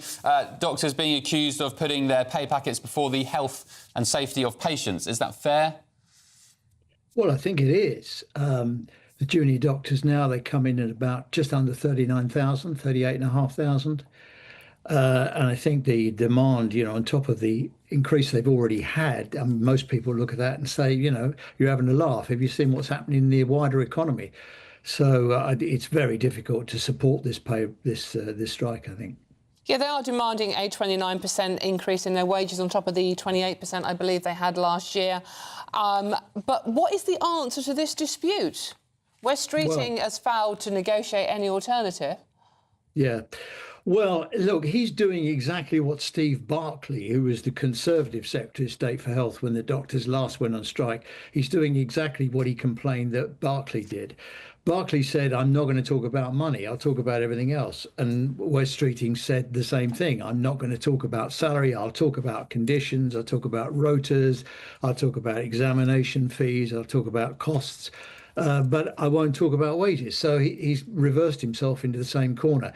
At the end of the day, we all know that all disputes, whether it's like global disputes or a row with a neighbour or now with your partner at home, you end up having to talk about it. But this will end, I think, in probably something like a 3-year deal on pay, plus all the other bits and pieces like exam fees and so on. So he's going to have to talk about money in the end. The quicker he gets on and does it, the better. Of course, his problem is he doesn't want to open the floodgates because the nurses are already making some rumblings about their pay and whether or not they're going to go on strike. And if he does something like, for example, allowing some sort of deal on exam fees or university costs, that kind of thing. If he does it for the doctors, then the architects are going to say, what about us? Because we trained for 7 years. It's going to, the floodgates are going to open. He is in a difficult position, but it is, it's coming back to bite him. All the things he said about Steve Barclay, he's doing all the wrong things. He has to sit at the table, even if they sit there and have a cup of tea. At the end of the day, talking is how it will end. Yeah, after you. I was going to say, 43% of the public would support legislation that makes it illegal for doctors to go on strike, as we have with police officers at the time. Do you think that would be a good idea? Well, you can do that. If you're going to take away someone's right to strike, you have to give them something back. So, for example, the police service, they're not allowed to go on strike. And I think I'm right in saying prison officers, they can't strike either. But they do have a very solid pay review body. They do have decent uplifts. I mean, they'll complain about it, but fundamentally they get, proper uplifts that are properly thought through. If you do that, well, then you could.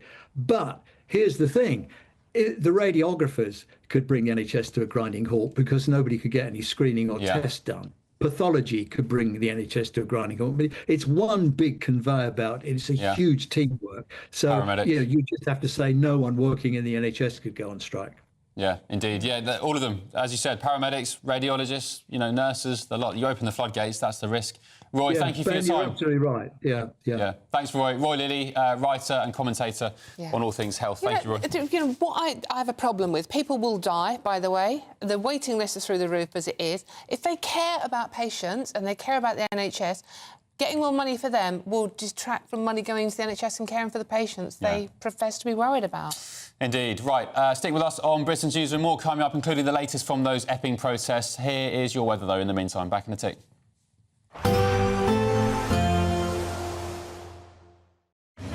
Even though we'll see a cloudy start, it'll be a bright outlook for the rest of the day. Boxed Solar, sponsors of weather on GB News. Hello, good morning. Welcome to the latest update from the Met Office for GB News. Some sunny spells today, but a lot of cloud and numerous showers once again forming up and down the country, the heaviest of which will be in the south with some slow-moving thunderstorms in places. Already as we start the day, a few showers affecting South Wales and the southwest of England, heavy in places, and there'll be a few showers elsewhere across the UK along with a lot of cloud cover. But the focus during the afternoon will be through the south and southwest of England, South Wales and East Anglia, where these showers will be hit and miss, but they're going to be slow moving where they occur with large rainfall totals by the end of the day. Away from the showers, feeling warm enough, but with a lot of cloud cover, not much sunshine out there. Showers will also affect parts of northern England, especially the Pennines, the southern uplands into south-east Scotland, drier towards the north and west of Scotland, certainly compared with how we started the week. And for Northern Ireland, likewise, drier and brighter compared with how we started the week. A more settled interlude is starting to arrive for the end of Wednesday, but we keep some showers going across the south and southeast. They will fade into the evening. Drier, clearer weather begins to turn up, especially towards Wales and the southwest after that very showery day.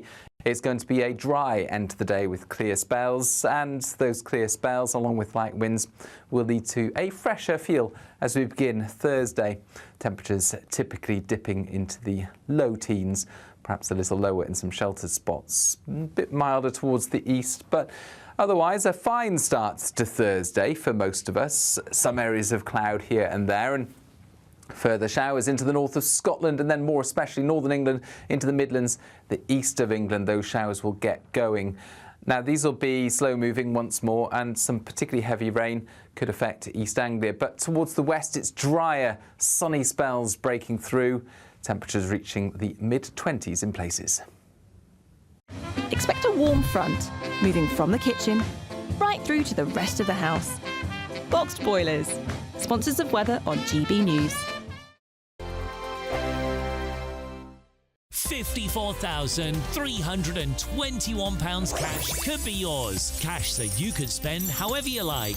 It's like having an extra £1,000 each week for a whole year to play with. Someone is guaranteed to win this amazing amount of cash. So make sure that someone could be you. For another chance to win £54,321 cash, text cash to 63225. One entry costs £2.50 plus one standard network rate message. Or text bonus to 63225. 5 entries cost £5 plus one standard network rate message. Go to gbnews.com/win. Entries start at £2.50. Call 0903 686 3232. Calls cost £2.50 plus your network access charge. Or post your name and number to GB14 PO Box 8690 Derby DE1 9TT.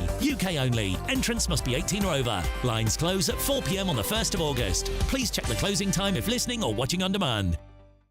Hi, I'm Michelle Dewberry, and my show is your opportunity to cut through all the noise and dive in headfirst to some robust debates. Ideas clash. Situation, isn't it? Because the failure is... You're deliberately avoiding my point. Nothing's held back. And if you think this is the end of it, wait for more. And we do not shy away from the difficult stuff. Sometimes I want to shake people and say, if only you understood. So join me on Jubes & Co. weeknights at 6 p.m, only on GB News, Britain's news channel. Good Afternoon Britain isn't just about us. The wonderful thing about this programme is it's about everyone watching. It's an interactive programme. Well, there absolutely is something to see here, and we're going to be talking about it more. Whether it's breaking royal news, please bring us up to date, or indeed a particularly punchy speech in the House of Commons. Very, very curious. We bring it to you live, and then we bring you live reaction as well. That's Good Afternoon Britain, weekdays from midday. Only on GB News, the People's Channel, Britain's news channel. In the GB Newsroom, we bring you the news as it happens. With our team of dedicated journalists across the UK, we're ready to keep you up to date with what's happening every half an hour, every single day. Bulletins here on GB News, the People's Channel, Britain's news channel. 5 hosts, 5 opinions, 5 fearless debates, 5 unfiltered takes on the day's news. 5 reasons not to be anywhere else on Saturday night. This is the Saturday 5. You got me good there. Britain's biggest Saturday night TV show. It's not a bad brand. Yeah. Uncensored. Very, very racy tonight. On the unpredictable. What does she say? Can you translate it for us? And always entertaining. And how can a country go from being led by William Wallace Saturday nights from 6 p.m. only on GB News, the People's Channel. Britain's news channel. You're going to want to stay tuned, trust me.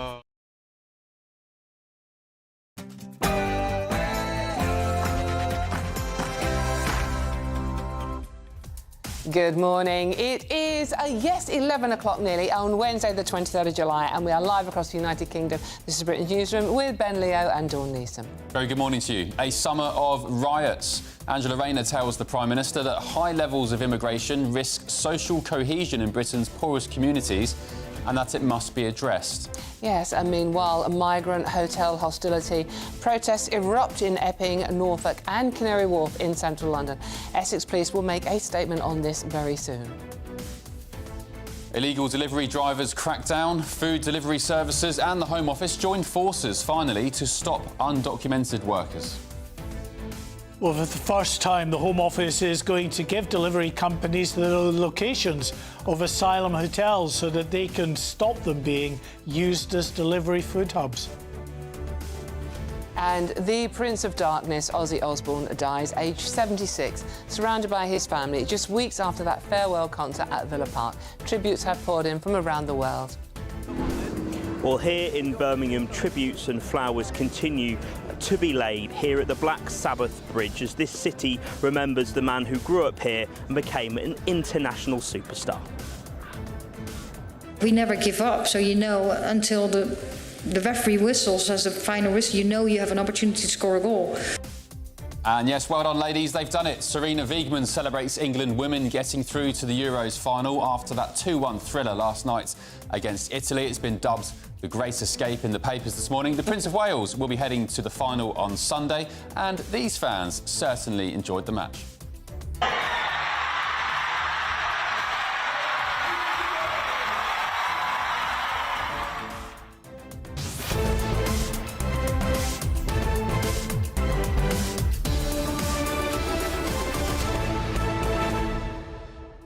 Morning, thank you for your company. Ben and Dawn with you this morning on this Wednesday. I've been saying it's Friday, it's not, it's Wednesday, of course. Don't wish the time. Is it? I whisper to what day, to be honest with you. But it's the middle of the week.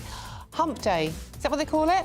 Yeah, I don't really get the hump day. It's because you're working here. All the days blur into one for me. It's all the same. A good blur, a very good blur. But we've been running around the studio either playing air guitar to Paranoid or going England.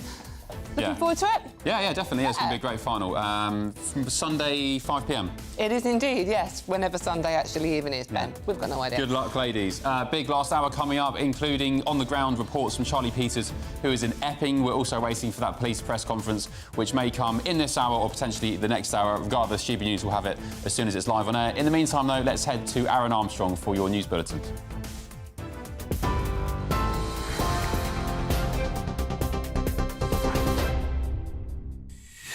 Hi there, a very good morning to you. Just after 11 o'clock, I'm Aaron Armstrong.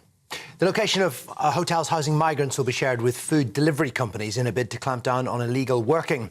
The Home Office is concerned asylum seekers are earning money as couriers by borrowing other people's profiles on delivery platforms. Drivers will now undergo digital checks to verify accounts as part of this new agreement with Deliveroo, Just Eat and Uber Eats. Home Secretary Yvette Cooper says illegal working undermines honest business and fuels organised immigration crime. Essex Police will hold a press conference to explain their handling of a series of protests near an asylum hotel in Epping.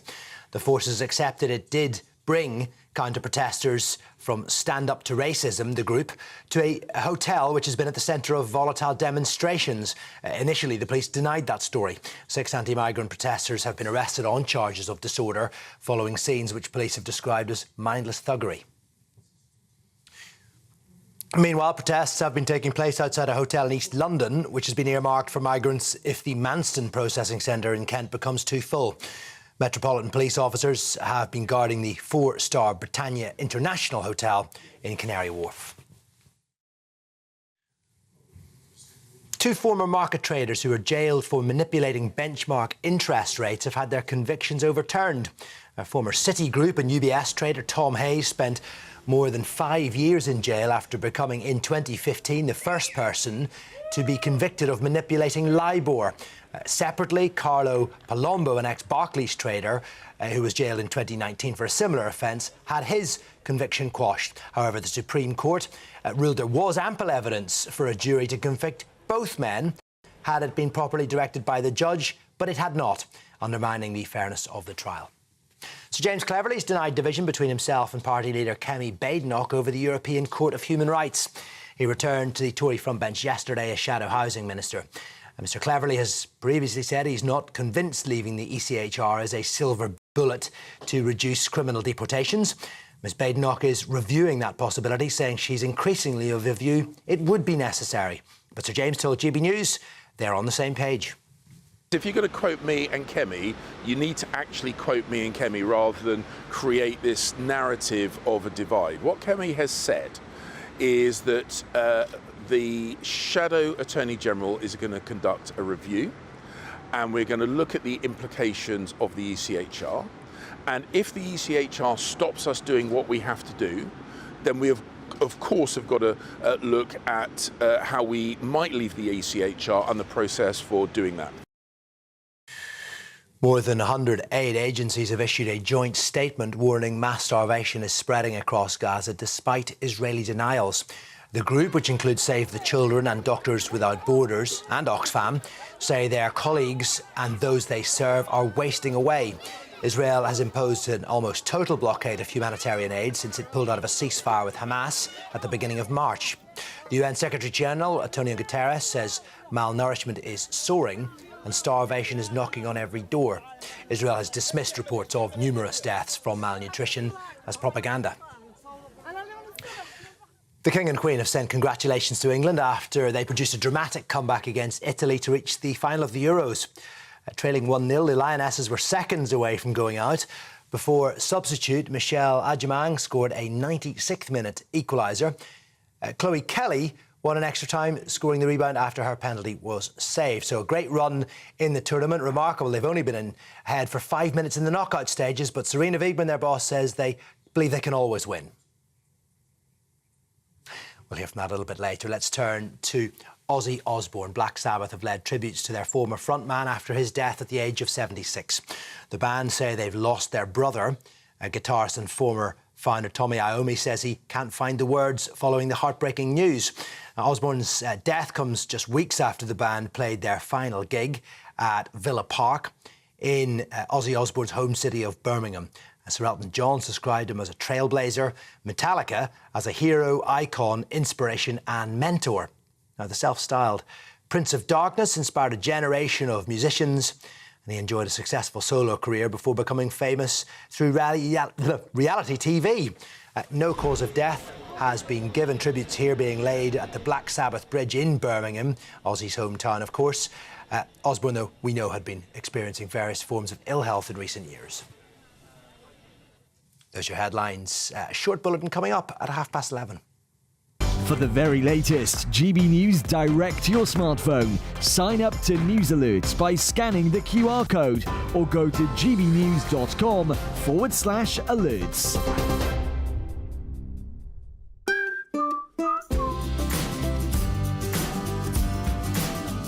My Claim Group sponsors the GB News Finance Report. Quick look at the markets then.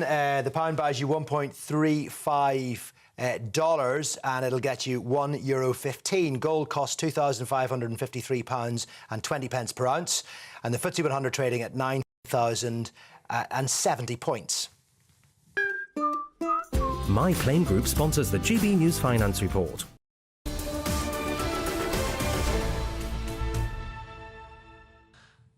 Good morning. 8 minutes past 11 on Britain's Newsroom on GB News with Ben Leo and Dawn Neeson this morning. Yeah, absolutely. Now, we're going to the main story for you. Food delivery companies have teamed up with the Home Office to try and tackle illegal migrants working as drivers. Yes, in recent years, firms such as Deliveroo and Uber Eats have seen a rise in account holders selling their details to illegal workers, and now the government's hoping digital checks will put an end to it all.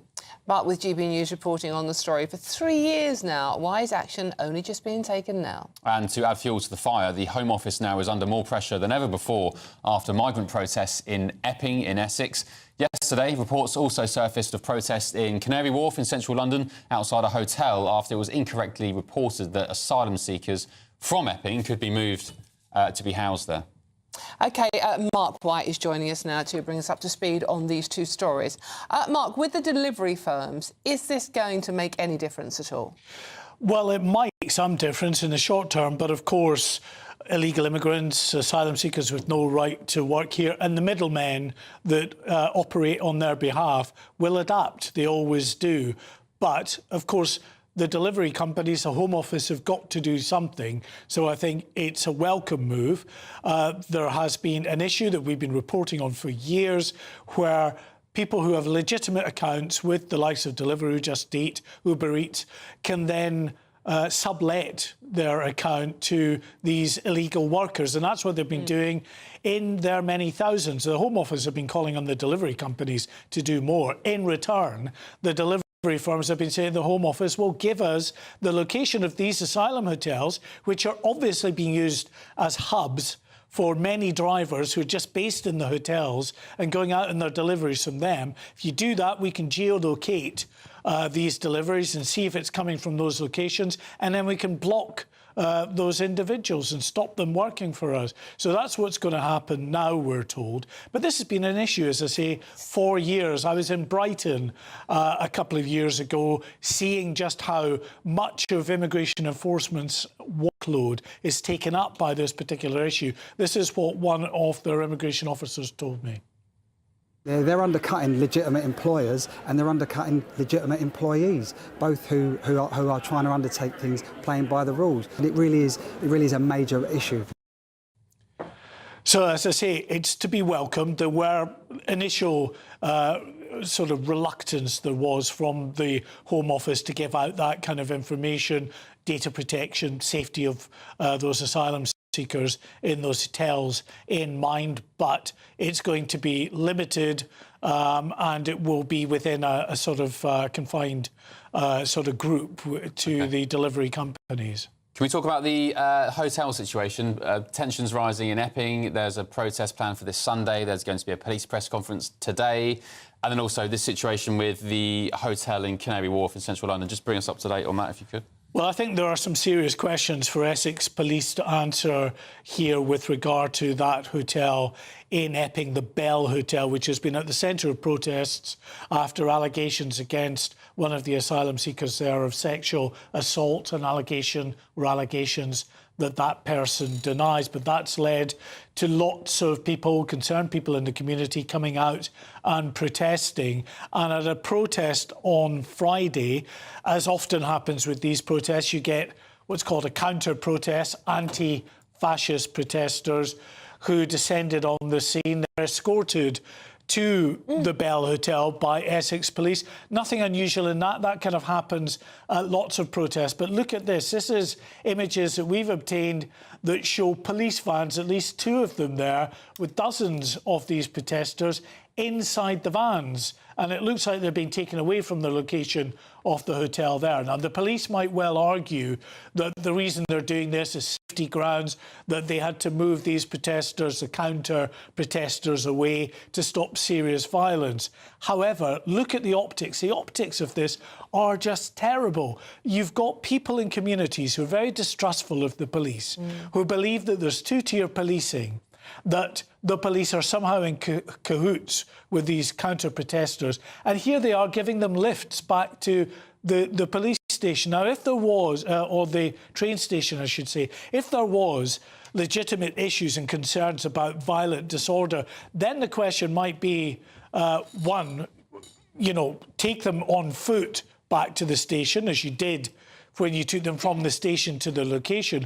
But two, if you were really concerned and you didn't have enough police there to manage the situation, why did you let the counter-protesters anywhere near the hotel? They can, through, you know, public safety laws and public order policing, can impose certain conditions. They could have kept those counter-protesters well away from the Bell Hotel that day, but they didn't. Have the police commented on that? This is what we hope. Right. This press conference that Charlie Peters will be attending will shed some light on it. Maybe that, you know, I'm sure they will tell us about how it was the right operational decision because of real concerns that they had about the potential for violent disorder. But for all of those things I discussed, the terrible optics of this, the distrust within the communities of police, I think it was actually quite an absurd command decision to do that, especially, as I say, if they didn't have enough officers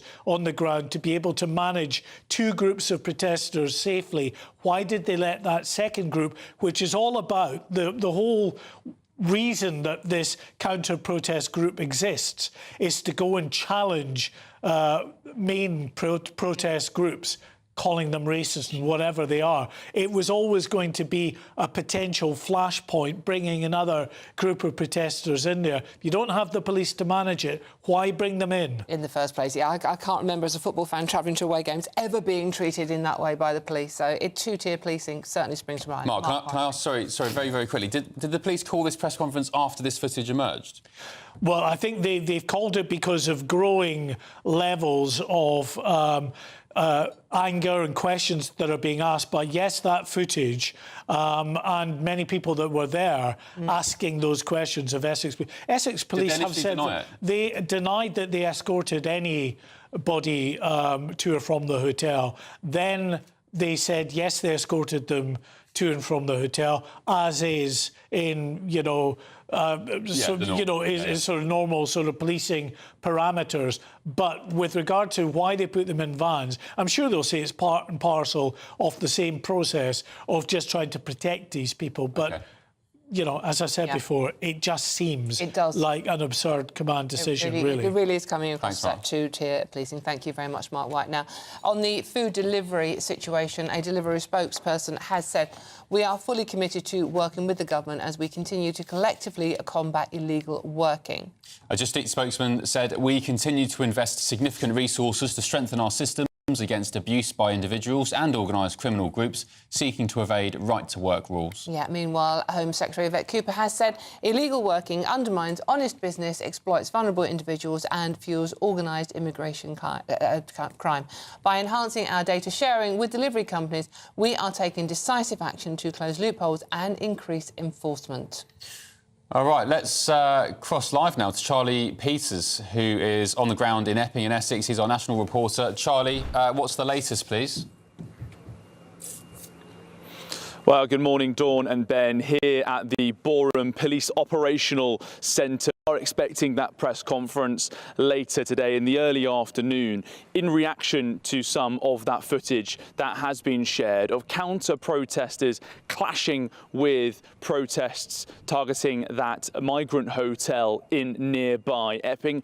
This isn't a police station, but this is where we are expecting to hear from Assistant Chief Constable Stuart Hooper and also the Chief Constable Ben Julian Harrington. And reacting to those claims last night, Ben and Dawn, that the police had escorted counter-protesters to the location, which had then sparked and escalated the conflict between the protest groups, leading to that violence. Stuart Hooper, the Assistant Chief Constable, said that they have a reasonable duty to protect people who want to exercise their rights, referring there to the right to protest, of course. In terms of bringing people to the hotel, he said that the police have a duty to facilitate free assembly. They said they would only ever take people away from protest if they felt there was an immediate threat to people or property, to free up police resources, to protect others, or to prevent additional violence.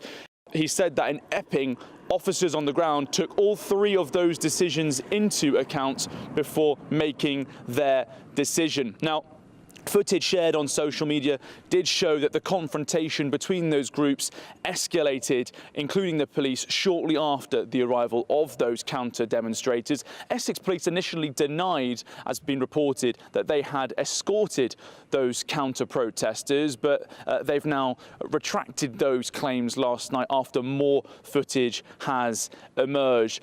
So what we've got here, Ben and Dawn, is a bit of a conflict between Essex police and the protests and the locals in Epping about that situation, because they will say, the police, that they have to defend freedom of assembly, the freedom of protest, but they're also reckoning with what's becoming increasingly clear, that those violent clashes, and many people have been charged following those clashes with the police, were instigated and escalated by the arrival of counter-protesters who they escorted to the scene.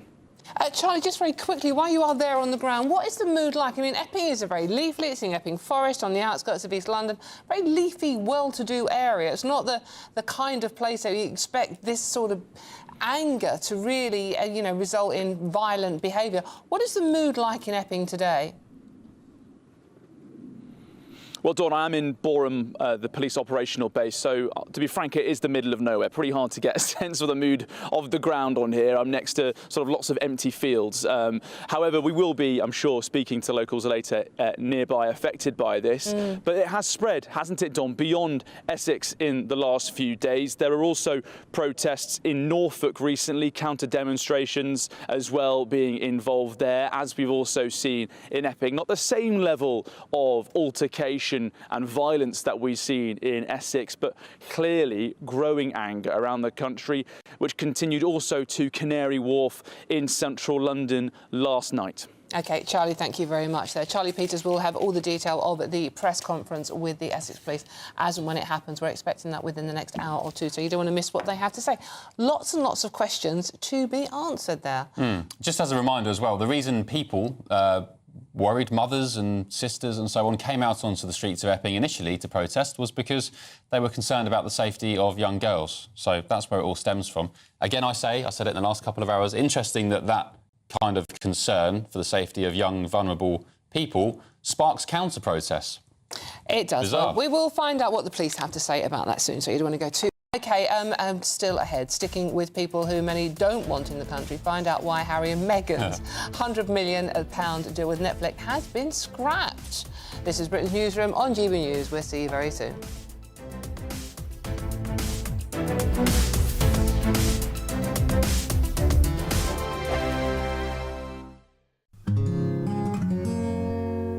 At GB News, we are proud to stand for you, for the Britain you love, for the communities you live in.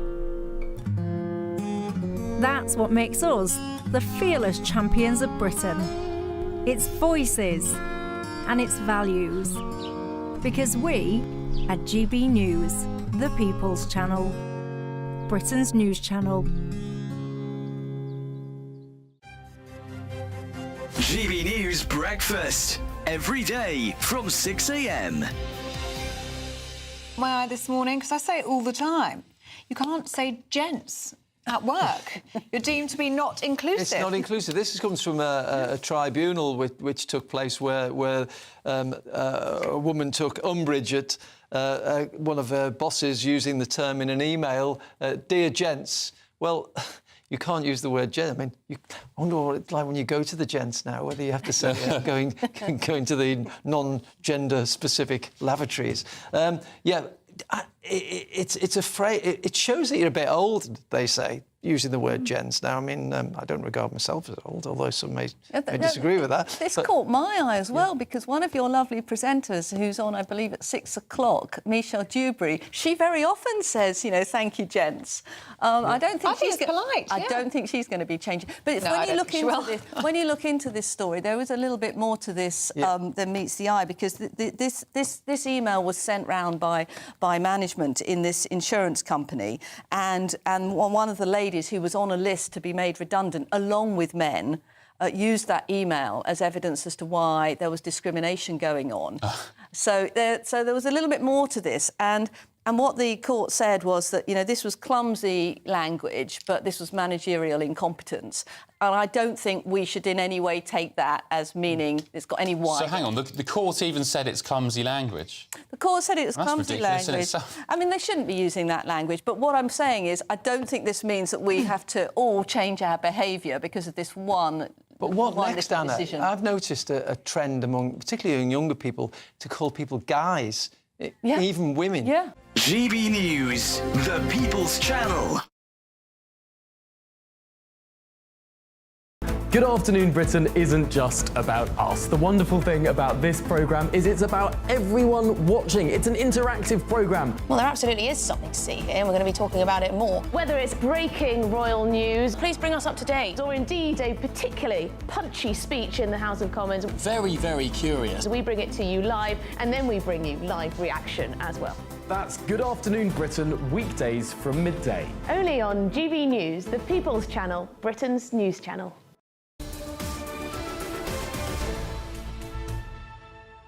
Welcome back. It is 11:24, and well, nearly 11:25, basically. This is Britain's Newsroom, live across the United Kingdom with... we're not Andrew and Bev, are we? No. No, Not what it says there. No, we're not. Neither are we. We're Ben and Dawn. You can identify as you want. It's a free world these days. We are joined by former Labour MP Stephen Pound and broadcaster Mike. I'm going to identify as Andrew Pearce. You can call them Bev. Who wants to be Bev?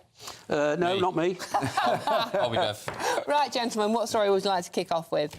Well, this Ghislaine Maxwell story is intriguing, isn't it? Absolutely intriguing.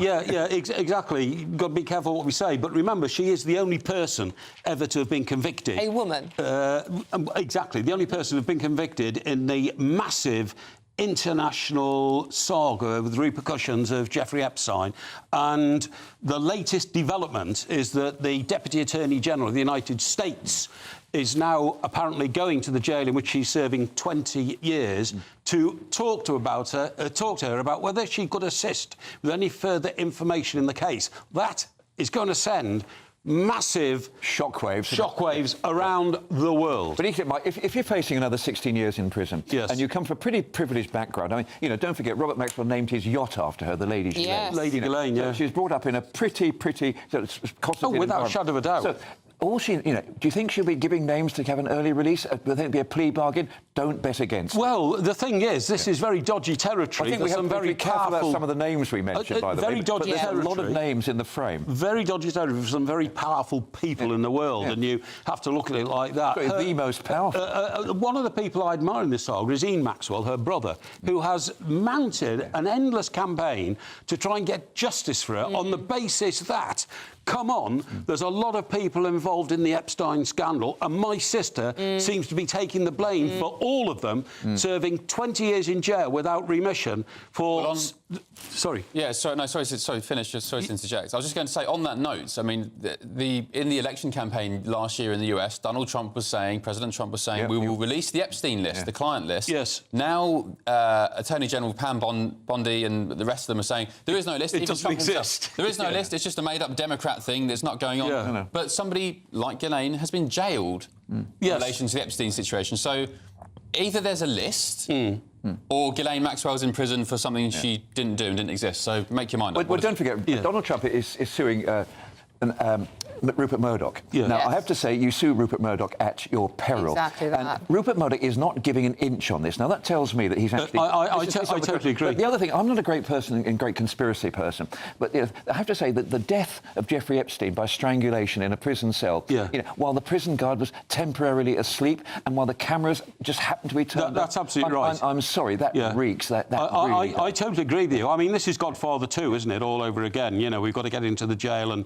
not suggesting anything's going to happen now. But you're right on the Trump-Murdoch thing, because, you know, Rupert Murdoch has been through this sort of thing a million times during his career when people have said, you can't say that about me, you know, and I'm going to sue you and that kind of stuff. But to me, what was most telling to me was the volcanic response from President Trump. How much did he sue him for? He's going to try and sue him for $10 billion. Sorry, $10 billion? $10 billion, yeah. But what I'm saying is, we know Donald Trump is explosive, but you can usually tell when Donald Trump has got something to hide by the volcanic reaction that he delivers the news. And it came so instantly, and it was so forceful, you thought... President Trump, I wonder whether you're getting rattled. Well, just as a reminder to the viewers who aren't aware of why Trump is suing Murdoch, it's because the Wall Street Journal, which is owned by News Corp, Rupert Murdoch's company, printed a story alleging Donald Trump had written Epstein a letter some years ago, suggesting all sorts of stuff. A birthday wish, a 50th birthday wish, OK? Yeah. And it was written in a very strange style with some strange sort of persuasions in it, and that's now the subject of this story. You're right. Trump denies it. JD Vance said it's rubbish. The letter hasn't been sent. There was no picture of the letter. No. It's just the Wall Street Journal reporting that it was written. You're absolutely right. And this is another interesting aspect of this case, because if it exists, you're right, we haven't seen it, but Rupert Murdoch has not budged 1 inch since Donald Trump, president, said, I'm going to sue you for $10 billion. And you'd think, does that mean this letter does exist? And does somebody know where it is? Well, you would have thought, Dawn, from a journalistic point of view, you've been a newspaper editor, if a reporter comes to you with a story... You double source it. Let's run this story. Or you say, OK, well, let me see the letter then. Back in the day, that used to be the case, yes, indeed. I mean, obviously, the one person that is not facing any more further inquiries is Prince Andrew. Which brings us on to our other story, which is the Netflix have axed Harry and Meghan's deal. Whose story is this one? Stephen, is this your story? Well, I have to say, you know, a nation weeps. I mean, we lie awake in our night weeping at sadness that they're going to be denied yet another saga in the Mr. and Mrs. Misery story. You know, are we going to have no more adverts for her organic plums jam, you know, from Montecito? You know, a period of silence from the Duke and Duchess of Montecito would be massively welcomed by all decent right-thinking Why do people. I keep reading the story that the latest Netflix deal has been axed? I'm sure I've read this before, haven't I? Didn't I read this a week ago or a couple of months ago? Maybe that was their Spotify deal. It could be the Spotify deal. But the thing is it a coincidence that a story was leaked 2 weeks ago that Harry's representatives are now trying to get close to King's representatives, and then we read that there's another cancellation of the Netflix deal? I mean, basically, not trying to be unkind to Harry, but he's becoming absolutely irrelevant, not only to the life of people in the United Kingdom, not only to the royal family, but apparently to his own family in Montecito. And you wonder whether he's now decided to try and cut and run back to where he came from. That's a very interesting theory. But I mean, basically, he's bet the house and lost.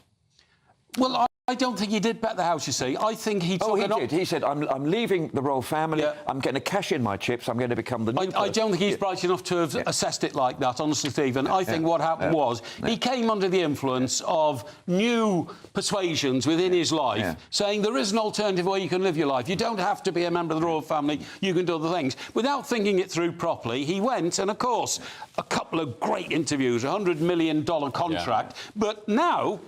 nobody wants to know anything more about Prince Harry, so therefore maybe he's trying to come back. The real heartbreak for me is this Invictus Games he did. He actually brought out this thing for disabled ex-servicemen and women, which is absolutely first class. He did. And the thing about it, because, you know, obviously with medical science improving, we have a lot more servicemen and women with disabilities, whereas before, to be brutal, they wouldn't have lived. And he was brilliant for that. Now, if only he could have concentrated on that, then I think we could all get behind it. But the fact that he sold him this complete woo-woo Southern California nonsense... Or Meghan, as we call her. Well, that's a bit harsh, but funny you should say that, Dawn, because one of the reasons why this latest contract has been pulled is because repeats of Meghan's original TV series called Suits, right, is now getting higher numbers than the mega Netflix programme. So and of course, there was 27 people are watching it now. there was that dreadful programme called Polo, wasn't it? Yeah. Didn't Harry try and justify himself to say, I'll make a documentary about polo. Everybody will love it. 100 million people will watch it, but nobody did. Well, it's sponsored by the Peppermint Marketing Board, probably, but everybody thought that was a Ginny Cooper novel anyway, didn't they? Yeah, they did, yeah. Gentlemen, we have unfortunately run out of time. Stephen Pound and Mike Parry, thank you both very much for joining us today. Thank you both. Let's get a 60-second news update with Aaron Armstrong.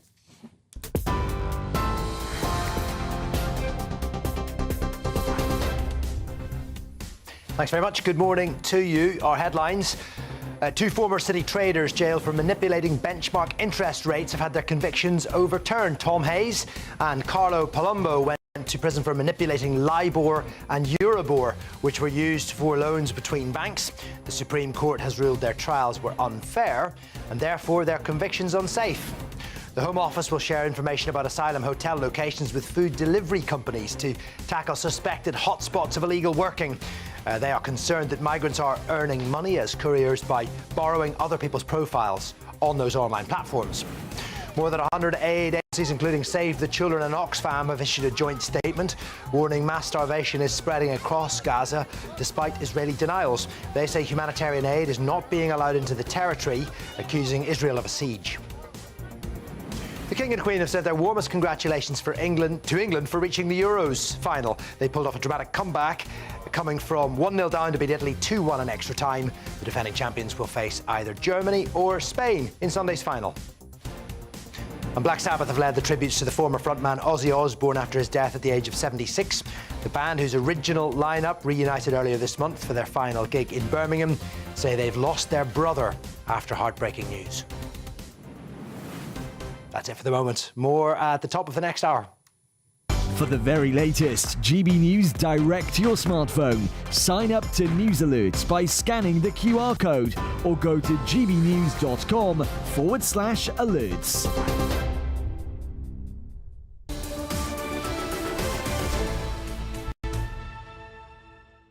Right, up at noon is Good Afternoon Britain with Tom and birthday girl, Emily. Happy birthday to you, happy birthday to you, happy birthday to Emily, happy birthday to you. Oh, how many times are you going to be singing that? 33 years old.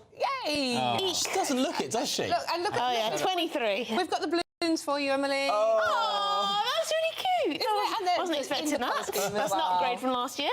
Yeah. That's very nice. How are you feeling?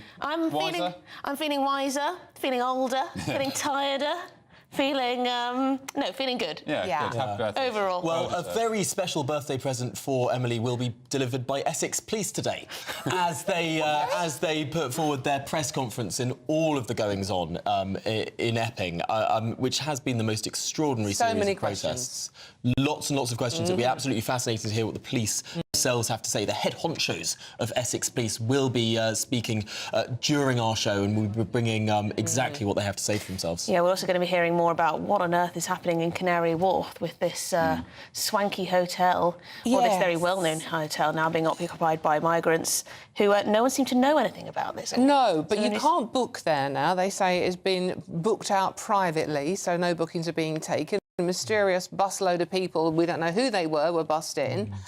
We don't know what's going on. We're going to be speaking to two journalists who were there yesterday at the Canary Wharf Hotel, who saw people turn up with their bags, who had booked for an expensive stay in this swanky hotel and were just being told to shove off at the door. They turned up with all of their stuff, coming to stay in London, and my goodness me, could you imagine if you'd booked for a stay in New York or some other major global city? You turn up in Paris, you turn up to the hotel you've booked, you've got all your bags, you're ready to collapse on the bed in the evening, and you're told, sorry, we've closed this hotel because it's full of emergency migrants. Worth taking a look at the TripAdvisor reviews at the moment. Yes. Oh, really? Yes, lots of people saying, I turned up to the hotel, wasn't told that my booking had been cancelled. I mean, it's such a good point, actually, Tom. I hadn't considered that. And also, just for people who aren't aware, Canary Wharf is Central London, probably the most expensive area of London. Home to HSBC, all the big banks, City and so on. It's a financial area. It's not, I wouldn't say it's the most expensive, that you consider that's Mayfair and places like that, but it's certainly a very wealthy area. Lots of high-worth individuals live there. The hotels aren't cheap. Not cheap that at hotel on all. average would be about £200 a night. Yeah. But also, I mean, you know, I think the British public can only take so much with this. Well, being lied to, having the Home Office just plonk people without any kind of And the consultation. only people they tell where these migrants are going are Deliveroo. Yeah, now that's the That's latest, isn't it? interesting, yeah. Uber Eats gets to know. You know, the interesting, maybe you have time to talk about it more in your show, is that, you know, we also learned today that 165,000 children in this country are homeless. Yeah. They could do with a £200 a night hotel room. But Keir Starmer said there's plenty of housing for everyone. Of course there is, yes. Everyone's When he find a was house. asked exactly where, he was a bit iffy on the Why are they pledging details. to build more then if there's so many? Well, here's the... We've yes, got the exactly, same, why we've got the bother? same population as France and 6 million fewer homes. Cool, there we go. We're on that bombshell. Yeah. That sounds like a birthday riot for you. I'm so envious of you. Well, let's hope there aren't any riots, eh, Dawn? Right, that's up at noon. We're going to Birmingham after the break, where fans are paying tribute, of course, to the late heavy metal icon Ozzy Osbourne. These are live pictures from his home city, Black Sabbath Bridge. Jack Carson's on the ground, who will have all the latest. Back in just a tick on Britain's Newsroom.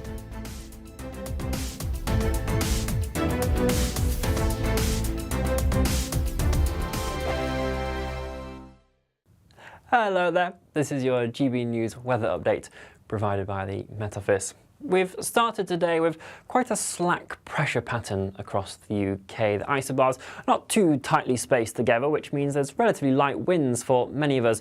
But where we start to see some showers developing today, those light winds mean the showers will be slow moving and so could provide quite a lot of rainfall in short amounts of time, particularly for the far south coast of England up into areas of East Anglia.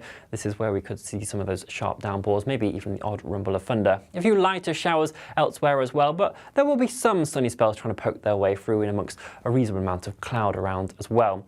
If you do manage to see some of that sunshine though, temperatures will be around average for this point in the year. 22, 24 degrees Celsius is your highs across England and Wales, more around 18 to 21 degrees Celsius for Northern Ireland and Scotland. Again, there will just be a few of those lighter showers still lingering on into the start of the evening, and so if you are heading out at all later on today, it's still worth keeping those umbrellas on hand as those showers gradually ease out as we do head into the overnight period.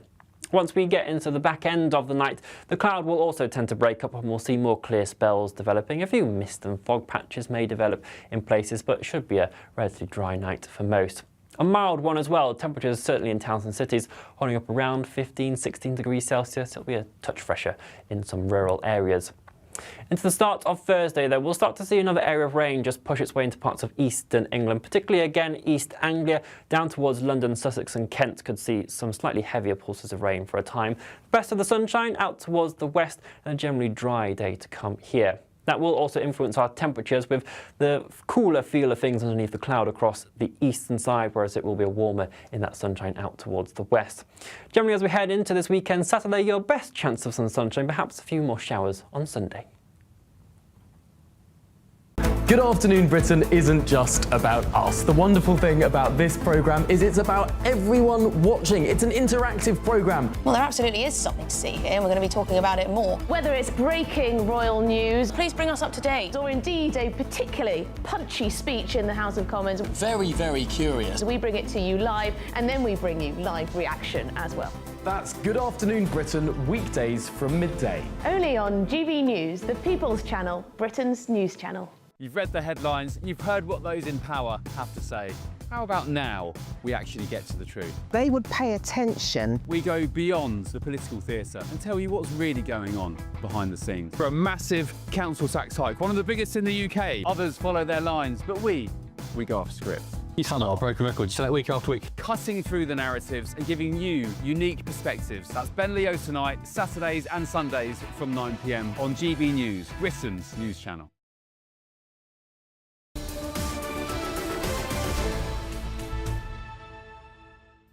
Welcome back to Britain's Newsroom. Let's go live on the ground in Birmingham, the home city of the late Ozzy Osbourne, who's died at the age of 76. Jack, what's going on? Well, here it's just getting busier and busier as more people want to come and pay their respects, lay floral tributes, lay their tributes to Ozzy Osbourne, who of course has died at the age of 76. For so many people here, it's been a bit of a shock. They knew that his physical health had diminished over the past couple of years, but when they saw him just 2-3 weeks ago at Aston Villa at Villa Park playing his final gig, he was singing his heart out. And a lot of people that we've spoken to here today thought there might just be one more album in Ozzy Osbourne. That is never going to come, but that does not take away from his legacy that people here have been telling me he is going to leave. Just look at the amount of people, the floral tributes that people are laying. It's just clear, just from this side. This is only one site here in the city. We've got this site here at the Black Sabbath Bridge with the Black Sabbath bench. We've got the mural to Ozzy Osbourne that was unveiled for that final concert just a couple of weeks ago. All around this city, people are paying their tributes and paying their respects to a man which Birmingham was proud to call its son. Thanks, Jack. Appreciate that. Yeah, the scenes down there in Birmingham seem to be building. Lots more flowers from the last time we saw an hour or so ago. Yeah. Lots of messages. Yeah. OK, another man who knows how much Ozzy Osbourne meant to the people of Birmingham is broadcaster Danny Kelly, who joins us now. Danny, obviously sad news, but, I mean, we knew Ozzy was poorly. What does it mean to you? Well, I spent 20 years working on regional radio based in Birmingham, and at the young age of 25, 26, it dawned upon me really quickly that Birmingham sort of had a sense of ownership with Ozzy Osbourne, and you get that with working-class heroes from working-class cities. So in Liverpool, there was a sense of ownership. Even though the Beatles belonged to the world, there was a sense of ownership that Scousers owned them. And you had that replicated in Birmingham with Ozzy Osbourne. And it was so interesting to see Jack reporting outside Villa Park and on Ozzy Osbourne Bridge. There's also a place on Birmingham's Broad Street, which is known as the Golden Mile. And in 2007, Ozzy Osbourne was the first recipient of a Los Angeles-style Walk of Fame. So back in 2007, he was the very first Walk of Fame, if you like, on Birmingham's Broad Street. Now there's about 35, 40 other stars of famous people representing Birmingham and representing the West Midlands. You cannot underestimate how loved he was in Birmingham. There was just something that transcended almost. When he went into Los Angeles, I think he was the first to be followed by a camera crew for MTV at home with the Osbournes. Nowadays, there's lots of famous people, and all of a sudden, the world was introduced to the Birmingham accent, the Birmingham drawl, if people want to call it a drawl. And he was responsible for that. And he's just so loved. And it wasn't just about music. He was just a big personality. I can't think of many other big personalities on the world stage. And Ozzy represented Birmingham. Danny, it was quite incredible, the concert, just 3 weeks ago now, wasn't it? Where he had so many amazing stars on stage with him. Yeah. You know, Birmingham really, really, homecoming hero, paid an amazing tribute to him. Yeah, and don't forget, Dawn, something that people forget is back in 2022, Ozzy Osbourne played out at the Commonwealth Games, the final ceremony. And his final words to thousands of sports fans and music lovers was, "God bless you all, Birmingham forever." And once again, so at the end of something which had worldwide significance, because it's the Commonwealth Games, you have Ozzy Osbourne thanking Birmingham. He was rather parochial in that sense, because he's a worldwide figure. God bless you, thank you, Birmingham. And he never forgot his roots, never ever forgot his roots. And Birmingham will, I don't want to be cliched about it, but Birmingham will be mourning more than most cities. Yes, he belonged to the world, but he belonged to Birmingham. And they were meant to be moving back to the UK, I understand, Danny, the Osbourne family. That's correct. Well, he died in the UK, is my understanding, yes, Ben. And it's quite a juxtaposition. As Dawn said, guys, only 3 weeks ago, he was blasting out some of his best songs. And the fact that that lad had people flying over, other worldwide famous bands flying over to England's second city. And also last year, just if I may, just indulge me, he had such a connection with Aston Villa Football Club that when Aston Villa played Celtic, I think it was last season in the European Cup, there was a massive banner, probably 60 feet by 60 feet, with a caricature of Ozzy Osbourne, almost like a vampire appearing out of the darkness of the Holt End of Villa Park. It was quite a spectacle, quite a sight to see. Quite amazing. And you know what, Danny? His favourite band and his favourite artist was the Beatles. He was a huge fan of Paul Was he? McCartney, yeah, and when he met Paul McCartney came over to him and goes, "Oh my God, you're Ozzy Osbourne," and he was going, "Yeah, but you're Paul McCartney." He was a #1 fan of the Beatles and Paul McCartney. Do you know, I think you've hit the nail on the head. I think he was Birmingham's Paul McCartney. Now, I'm not saying for 1 second that Ozzy Osbourne or Black Sabbath are anywhere as big as the Beatles. I'm not saying that. But I take you back to my earlier point about working-class heroes from working-class cities and that connection. And I don't think you get that necessarily with London bands. That's just my opinion. OK, and I'm not going to take you up on that one, broadcaster Danny Kelly. Danny, thank you so much for joining us this morning to pay tribute to Ozzy Osbourne. Thanks, Danny. Yeah, it's nice to know about that, the Ozzy being a fan of the Beatles. Yeah, you wouldn't have surprised it, would you? You wouldn't have... OK, moving on. If you are in search of some holiday sun, and who isn't, here is a forecast for those top European destinations. You're looking happy. Well, the forecast looks good.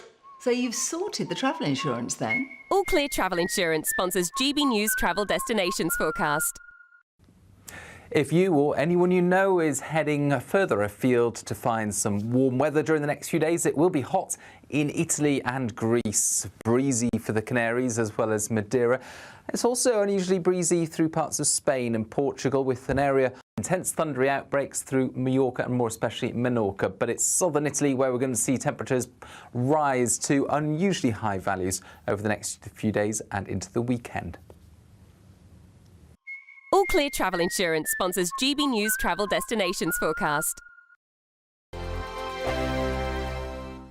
Welcome back to Britain's Newsroom with Andrew and Beth. Hello everyone, Patrick Christie's here. I'm Michelle Duke, Britain's News Channel. Access the stories that matter to you. Take the GB News family with you on any device. And as long as you have an internet connection, tune in to GB News anywhere on the planet or beyond. GB News, the People's Channel, Britain's news channel. Britain was once the envy of the world. But look around. A nation that no longer knows what it is or where it's going. A country that's broken. How do we fix Britain? How do we bring it back? Friday night with Matt Goodwin at 8 p.m, only on GB News. Hi, I'm Michelle Dewberry, and my show is your opportunity to cut through all the noise and dive in headfirst to some robust debates. Ideas clash. Situation, isn't it? Because the failure is... You're deliberately avoiding my point. Nothing's held back. And if you think this is the end of it, wait for more. And we do not shy away from the difficult stuff. Sometimes I want to shake people and say, if only you understood. So join me on Jubes & Co. weeknights at 6 p.m, only on GB News, Britain's news channel. Good Afternoon Britain isn't just about us. The wonderful thing about this programme is it's about everyone watching. It's an interactive programme. Well, there absolutely is something to see here, and we're going to be talking about it more. Whether it's breaking royal news, please bring us up to date, or indeed a particularly punchy speech in the House of Commons. Very, very curious. We bring it to you live, and then we bring you live reaction as well. That's Good Afternoon Britain, weekdays from midday. Only on GB News, the People's Channel, Britain's news channel. In the GB Newsroom, we bring you the news as it happens. With our team of dedicated journalists across the UK, we're ready to keep you up to date with what's happening every half an hour, every single day. Bulletins here on GB News, the People's Channel, Britain's news channel. Mornings don't have to be tiresome, especially if you have the right company. Wake up to news as it happens, opinion and debate, and of course, a little bit of entertainment too. Because when the kettle's on, we're on. That's Breakfast on GB News, a show worth waking up for. Every morning from 6 a.m. Only on the People's Channel, Britain's news channel. We'll spread the news, you spread the word. Join me, Nana Akwe, for an informative, interactive news programme with a difference. It's fun. No, he didn't say that, Dave. I'm so surprised. I think there's an element of truth to that. Join me from 3 p.m. every weekend, only on GB News, Britain's news channel.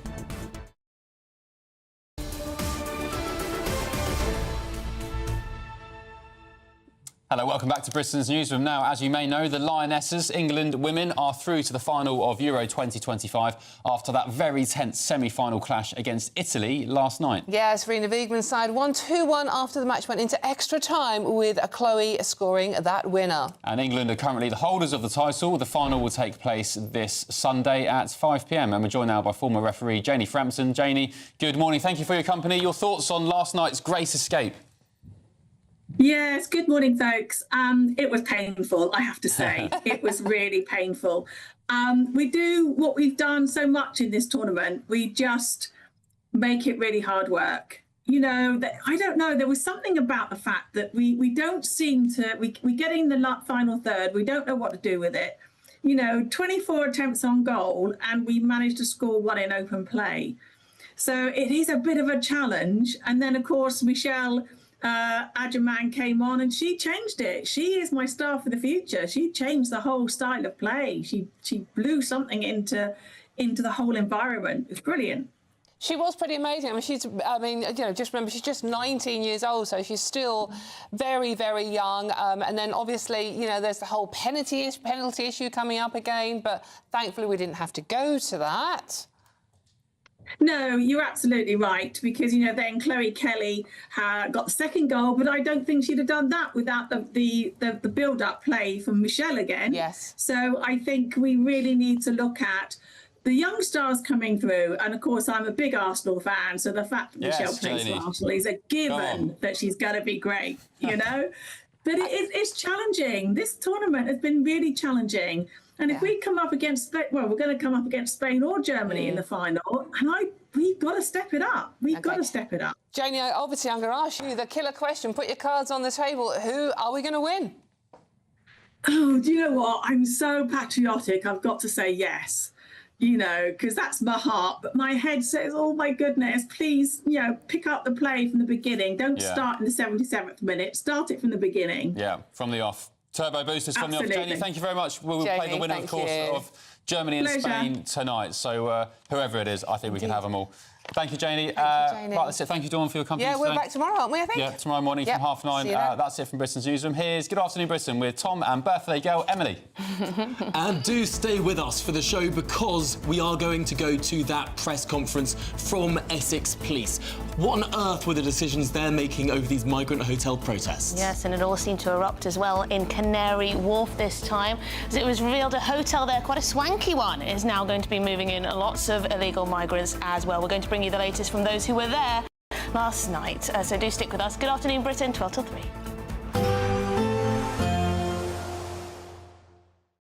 Expect a warm front, moving from the kitchen right through to the rest of the house.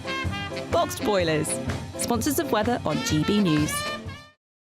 Hello, good morning. Welcome to the latest update from the Met Office for GB News. Some sunny spells today, but a lot of cloud and numerous showers once again forming up and down the country, the heaviest of which will be in the south, with some slow-moving thunderstorms in places. Already as we start the day, a few showers affecting South Wales and the southwest of England, heavy in places, and there'll be a few showers elsewhere across the UK, along with a lot of cloud cover. But the focus during the afternoon will be through the south and southwest of England, South Wales and East Anglia, where these showers will be hit and miss, but they're going to be slow moving where they occur, with large rainfall totals by the end of the day. Away from the showers, feeling warm enough, but with a lot of cloud cover, not much sunshine out there. Showers will also affect parts of northern England, especially the Pennines, the southern uplands into southeast Scotland. Drier towards the north and west of Scotland, certainly compared with how we started the week.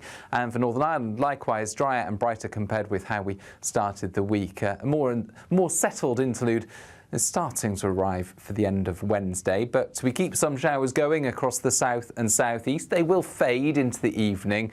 Drier, clearer weather begins to turn up, especially towards Wales and the southwest. After that very showery day, it's going to be a dry end to the day with clear spells, and those clear spells, along with light winds, will lead to a fresher feel as we begin Thursday. Temperatures typically dipping into the low teens, perhaps a little lower in some sheltered spots, a bit milder towards the east, but otherwise a fine start to Thursday for most of us. Some areas of cloud here and there, and further showers into the north of Scotland, and then more especially northern England into the Midlands, the east of England. Those showers will get going. These will be slow-moving once more, and some particularly heavy rain could affect East Anglia. But towards the west, it's drier, sunny spells breaking through, temperatures reaching the mid-20s in places. A positive outlook through the night will power through to a bright day ahead. Boxed Home Battery Storage, sponsors of weather on GB News.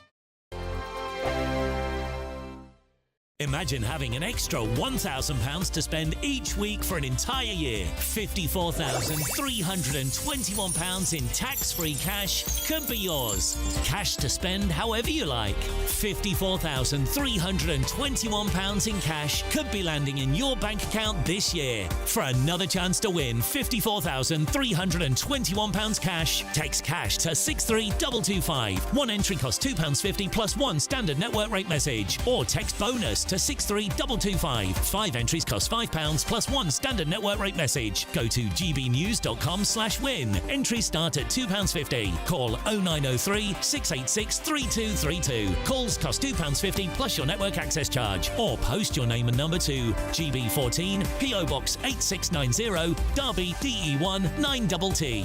UK only. Entrance must be 18 or over. Lines close at 4 p.m. on the 1st of August. Please check the closing time if listening or watching on demand.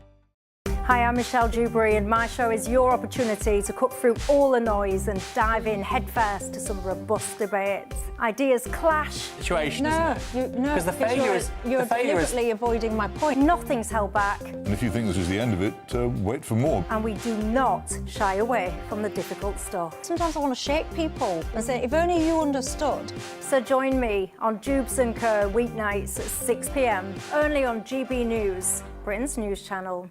Good Afternoon Britain isn't just about us. The wonderful thing about this programme is it's about everyone watching. It's an interactive programme. Well, there absolutely is something to see here, and we're going to be talking about it more. Whether it's breaking royal news, please bring us up to date, or indeed a particularly punchy speech in the House of Commons. Very, very curious. We bring it to you live, and then we bring you live reaction as well. That's Good Afternoon Britain, weekdays from midday. Only on GB News, the People's Channel, Britain's news channel. In the GB Newsroom, we bring you the news as it happens. With our team of dedicated journalists across the UK, we're ready to keep you up to date with what's happening every half an hour, every single day. Bulletins here on GB News, the People's Channel, Britain's news channel. Westminster, the ultimate clique. And you're fighting like rats in a sack. But here on the Camilla Tominey Show, we ask the questions the establishment media is too scared to ask. OK, let me ask you a straight question, because I know you're a straight-talking politician. Whether it's net zero, illegal immigration or law and order, nothing is off limits. You had the power then. Yeah, as I and now you've lost it. That's the Camilla Tominey Show, a politics show that's fearless. No, let me finish my question if you don't mind.